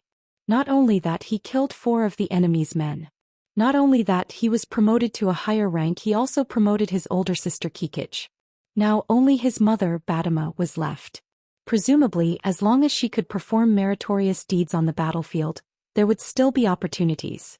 This was also the reason why Yang Chendong became the wedding officiator. Under such a lively atmosphere, Beta Persei could not stop smiling that day. 7 days after the wedding, he left the first city with the young master. After asking for instructions, he decided to take Kikich out to see the world. Inside the tent, Kikich did not seem to be in a good mood. Speaking of which, this was the first time she had been so far away from her mother. Although she had just come out, she was already a little homesick. As her husband, Beta Persei was the best choice to enlighten her. "Madam, do you miss your mother?" "It's okay, your mother is very safe in the first city. Besides, your younger brother is now a company commander in the new army. With him around, your mother won't be lonely. This time we are going out to see the world. You don't know how prosperous Xichen City is. That place is no different from a holy place in our hearts." Tiger's Mane stretched out his hand and hugged Kikich in his arms, with a comforting expression on his face. Kikich burrowed into the wide and warm embrace and found a more comfortable position. "I think the first city is very big, it's very good." In this regard, Beta Persei was speechless. For a person who was used to drifting around the grassland, the first city was indeed very big. Seeing that Beta Persei did not speak and only smiled, Kikich's face showed a trace of caution. "What? Are you starting to despise me?" "I knew it. My mother also said that when a man gets a woman's body, it's the beginning of dislike." "Oh, I'm being wronged, how could I be that kind of person?" Beta Persei cried out loudly, then found that Kikich's face was full of smiles. He knew that she was teasing him, so he pretended to be very angry and said, "Well, you dare to lie to me. As punishment, I'm going to carry you to bed now." Don't. It's not completely dark yet, wait a little longer." When it came to this matter, Kikich's face quickly turned red. This man was a bull, a barbarian. She couldn't stand it every time. If it started now, it would be a problem for her to walk tomorrow morning. In order to divert Tiger's Mane's attention, Kikich took the initiative to say, "By the way, little brother did not join the 1st Cavalry Division, but chose to be a company commander in the new army. This won't affect his future, right?" How could it? When it came to serious matters, Beta Persei was indeed a lot more well-behaved. He liked to talk about these things, especially when he saw Kikich looking at him with admiration. The world's 1st Cavalry Division is indeed the most elite army. If it's a cold weapon battle, even Lung Feng might not be a match for it. But because they are all too strong, it's not easy to make a name for oneself there. It's better to go to the new army. Relatively speaking, the conditions for promotion there are much more relaxed. Besides, this is the intention of Tiger's Mane and Shibi. They first found Batu and persuaded him to stay. They also made a lot of promises, so it's impossible for them not to keep their word. They won't lie to Batu, right? You know that little brother is very honest." Kikich was still a little worried. To him, whether it was Tiger's Mane or Shibi, they were both important people. On the other hand, Beta Persei, who was beside him, was too close to him, so he didn't feel anything. "They won't." Beta Persei patted his chest and promised. "With my face, how could they not treat Batu well? Besides, little brother is not honest at all. He has a lot of ideas when he's in trouble." "Who said that little brother is not honest? He's an honest person." A moment ago she was looking at Beta Persei with admiration, but after hearing what he said, Kikich became unyielding again. I was wrong. Beta Persei understood the principles taught by the 6th young master. He didn't know how to reason with a woman. When he saw that the situation wasn't right, he immediately surrendered. This caused Kikich to laugh coquettishly. In the main tent a few dozen meters away, Yang Chendong was drinking horse milk wine and eating mutton with the 7th madam. Yang Chendong wasn't very interested in these things, but it was the madam's request. She also said that after leaving here, it would be difficult to eat such authentic food in the future, so he could only accompany her. War God, is second sister asleep? Just like how every madam had their own way of addressing Yang Chendong, Tuoya was used to addressing Yang Chendong in this way. She's asleep. People who are pregnant always like to sleep, hee hee. When Xiao Yin was mentioned, Yang Qindong's face was filled with a happy smile. He was someone who was going to be a father, and Xiao Yin was now treated like a national treasure. In the past there were only 4 maids serving her, but now there were twice as many and 8 maids were serving her. Not only that, but Yang Qindong also gave her personal maid Xing a very high authority. Unless Xiao Yin was willing, no one was allowed to disturb her, not even the madams. This wasn't his intention to drive a wedge between the madams. In the future he had watched many palace dramas and there were many matters related to internal strife. Anything could happen. In the face of powerful interests, any kind of friendship could change. Especially when Xiao Yin was pregnant with his first child. It was impossible to say that no one was jealous. In order to prevent any possible man-made accidents, the safest way was to take sufficient measures now. Although it would hurt some people's feelings once the rules were set, they could slowly get used to it in the future. Of course, all of this was only on the surface. Secretly, Yang Qindong also instructed Jiang Ping to pay special attention to second madam. The newly formed female guards were put to good use. Once they discovered someone with ill intentions, they could directly take them down without asking for permission. With this hidden hand, Yang Qindong's heart could finally relax a lot. War God, when we have a child in the future, will you protect me like how you protect second sister? Tuoya could feel Yang Qindong's nervousness. She could understand this point. Her background as a princess allowed her to understand some things too early. Because of this, she didn't have any intention of blaming Yang Qindong. On the contrary, she was very supportive. Of course you are my wife. Your safety is naturally the most important. Yang Qindong was very casual, but his tone was very firm. That's great. Tuoya nodded contentedly. Oh, by the way, tell me about the other sisters. You know that we're about to meet each other, so we should know in advance what to pay attention to. Otherwise, it won't look good if we make a fool of ourselves. Yang Qindong really wanted to push the task to fourth madam Lady Xiang.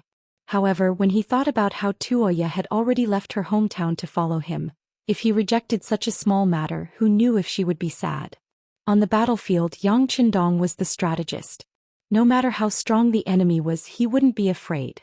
However, in front of the other madams, his general's demeanor had long disappeared. Other than doting, there was only affection left. She waited for Yang Qindong to speak for 2 hours. When it was already late at night, he became careless. Tuoya's face was flushed red under the candlelight. When she thought of what was going to happen next, she said softly, "Call fourth elder sister over. I can't handle it alone." Okay. Seeing that Tuoya had already gotten used to accompanying him with the other sisters, Yang Qindong was very happy. This was also a way to promote the friendship between the sisters. The next morning, the group set off as usual after breakfast. Everyone seemed to be in a good mood. This kind of process where they didn't have to think about fighting and only had to travel slowly was a great way to improve the relationship between everyone.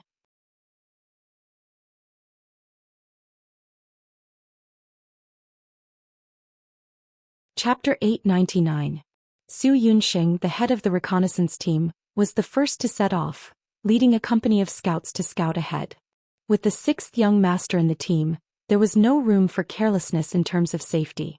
Yang Qindong didn't refuse Su Yunxing, who had resigned from his position as head of the reconnaissance team and insisted on following him.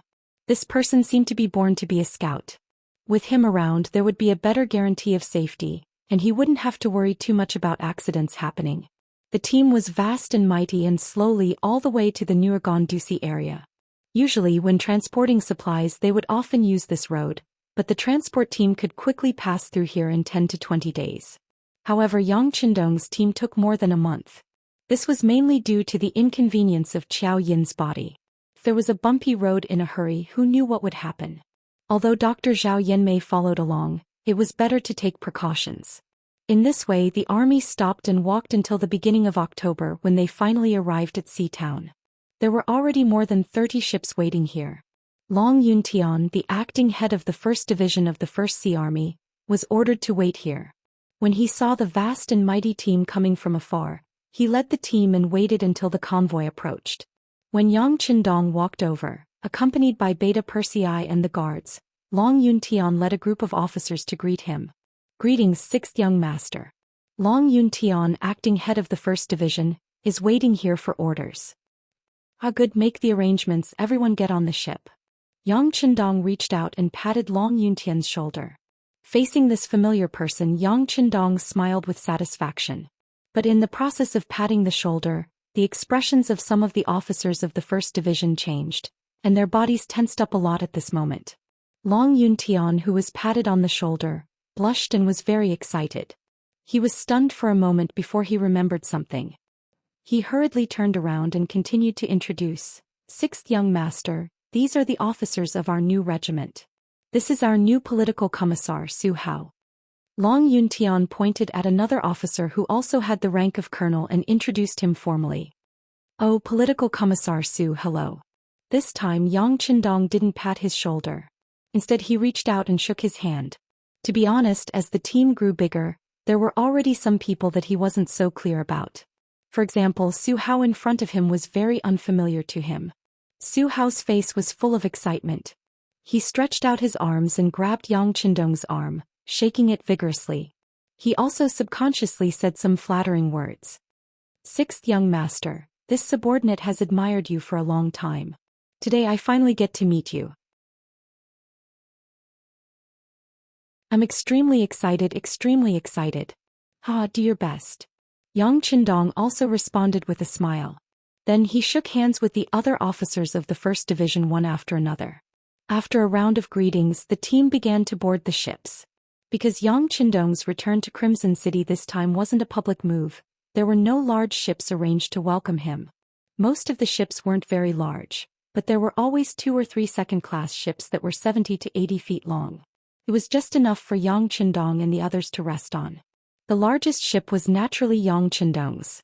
After the 3 madams and the maids boarded the ship, Beta Persei led the first guard team and boarded the ship. As for the second guard team, they had no choice but to board the other ships. In this regard, Yang Qindong didn't have any doubts. Since this was the 1st Marine Army's unit, it was his unit. No one would dare to harm him. He still had this much confidence. As for the reaction of the other officers when he shook hands with Long Yuntian with Yang Qindong's keen insight, he naturally noticed it, but he didn't say anything. When it came to the situation of the officers below him, he wouldn't ask too much. However, his safety was at stake this time. Although he knew how to swim and was quite good at it, he knew that he had to be careful. There were a lot of diving equipment and oxygen tanks in the big warehouse. Even if there were any problems at sea, he would have no problem protecting himself. But the 3 madams were still on the ship. For their safety, there were some things that needed to be investigated. Go, arrange for 2 capable men to ask about the situation and relationship of the officers in the First Division. Understood. Beta Persei, who received Yang Qindong's order, nodded and found Ba Daojiang and Ping Yu. These 2 were veterans of the guard team. There was no problem in terms of loyalty. They were also experienced in the martial arts world. It was reassuring to leave some things to them. After the team boarded the ship, the acting commander Long Yuntian immediately ordered the ship to set sail. The fleet then put away the anchor and set sail straight to the south. When they first boarded the ship, everything was so fresh, especially when they looked around. The sea and the sky were the same color. It was very spectacular. This made the 4th Madam Lady Xiang and the 7th Madam Tuoya, who had never seen the sea before, very excited. But after a long time the scenery was the same every day. Even the best scenery would have a day when they got tired of it. Yang Qindong had no choice but to play cards with the 3 madams in the ship's lounge. It was a happy and harmonious atmosphere. After a few days of sailing, the ship was finally no longer lonely. They could see other ships in the distance, but because of the distance, they didn't have much contact with each other. When Yang Qindong heard Beta Persei's report, he stood on the bow and looked into the distance with binoculars. He saw the ship with the North Korean flag. Putting down the binoculars, Yang Qindong looked thoughtful and said to Beta Persei, "Go call Long Yuntian here." Soon Long Yuntian appeared and Yang Qindong's question followed. "The North Korean Navy is not far away. Do they often appear here?" "I don't know." Long Yuntian shook his head with an ugly expression. This time, without waiting for Yang Qindong to ask anything, Beta Persei said with dissatisfaction, "You don't know. Have you never made this trip before?" No, this is the first time I've made this trip. Oh yes, when I passed by here it seems that there are ships nearby. With a red face, Long Yuntian explained hesitantly. Hey, you can go down first. Yang Qindong raised his hand and dismissed Long Yuntian. Yang Qindong fell into deep thought as he looked at his departing figure. Beta Persei, what about the information I asked you to send? There's no news yet, but soon. The Navy soldiers here are very principled. It's not so easy to get information. It will take a little time. This time it was Beta Persei's expression that was unnatural. There's no other way. If the task assigned by the sixth young master was not performed well, anyone would have an ugly expression. There's no hurry. There are still more than 20 days from here to Husung City. It should be enough. It's just that the existence of the North Korean Navy in front of us is a hidden danger. Right now, Beiming doesn't have a navy, so they don't pose any threat to us. However, this is our supply route to Shurching. If the North Korean Navy decides to attack us one day, then the situation won't be good. Well, take note of this matter and remind me when we return to Resin City's marine headquarters. Yes, young master. Tiger's Mane nodded and agreed. This seems to be a small episode. Yang Qindong didn't care too much about it, but Tiger's Mane stepped up the security work of the guards. He always had a strange feeling that the situation seemed to be wrong, but he couldn't tell what was wrong, so he could only strengthen his own defense to prevent unexpected things from happening. It's a pity that this is not on land. In case of an accident, he can't contact the second guard and Commander Xiaofeng's Tiger Regiment. But thinking about it, with their combat experience, once something happened they should be able to react immediately. Beta Persei's nerves became nervous, and he was a little absent-minded even when he was accompanying Kikij. The days passed like this until 20 days later, they finally arrived at the sea area of Husung City. Only then did he relax a lot, and at this time Badao Jiang and Ping Yu, who were sent to inquire about the matter, finally came to report. For more than 20 days the two ate and lived with the Navy warriors and worked hard to make friends with them. Finally, they figured out the situation of the first group. This time they came to report to Beta Persei. Half an hour later, Beta Persei came to the main cabin where Yang Qindong was and reported the situation in detail. Young Master, Husung City has investigated many people and many things. Long Yuntian is one of the people who has been judged to be problematic. Beta Persei reported while paying attention to Yang Qindong's expression. Long Yuntian has a problem? What's the problem? Even if you know that he has a problem, why did Gao Xiong send him to pick me up? What does this mean? Yang Qindong was also a little confused, but it could be seen that he was somewhat angry. Yes, young master, this is the problem. Long Yuntian's problem is that he was not careful when inspecting the goods at sea, and that batch of goods happened to be one of the goods that Yang Taizhu smuggled out at that time. It is because of this matter that some people think that Long Yuntian may be Yang Taizhu's accomplice. Even if he is not, at least he is someone who helped him. I heard that because of this, there is still a lot of controversy. In the following time, Beta Persei gave a detailed report of the situation that Badao Jiang and Ping Yu learned from the soldiers below. According to Beta Persei, the Vice Minister of the Ministry of Supervision, Wuxia, believes that Long Yuntian has a problem and once proposed to remove him from his post and investigate and even search his house. But this proposal was rejected by Commander Gao Xiong of the five-man team. What Commander Gao Xiong meant was that Long Yuntian was a good cadre, a cadre who could fight. It was just that he wasn't that principled in the past. Considering that the goods came from Crimson City and were wanted by the Security Bureau, it was reasonable that he didn't check them carefully. After all, the status of the Security Bureau was very special, and not every department had the right to order them around. Therefore, Long Yuntian's problem was at most a momentary lapse in inspection, and a person should not be killed because of this small matter. You're tuning in to the Zhou Xian's Legacy YouTube channel. Don't forget to subscribe and join us on this journey to catch the most captivating stories.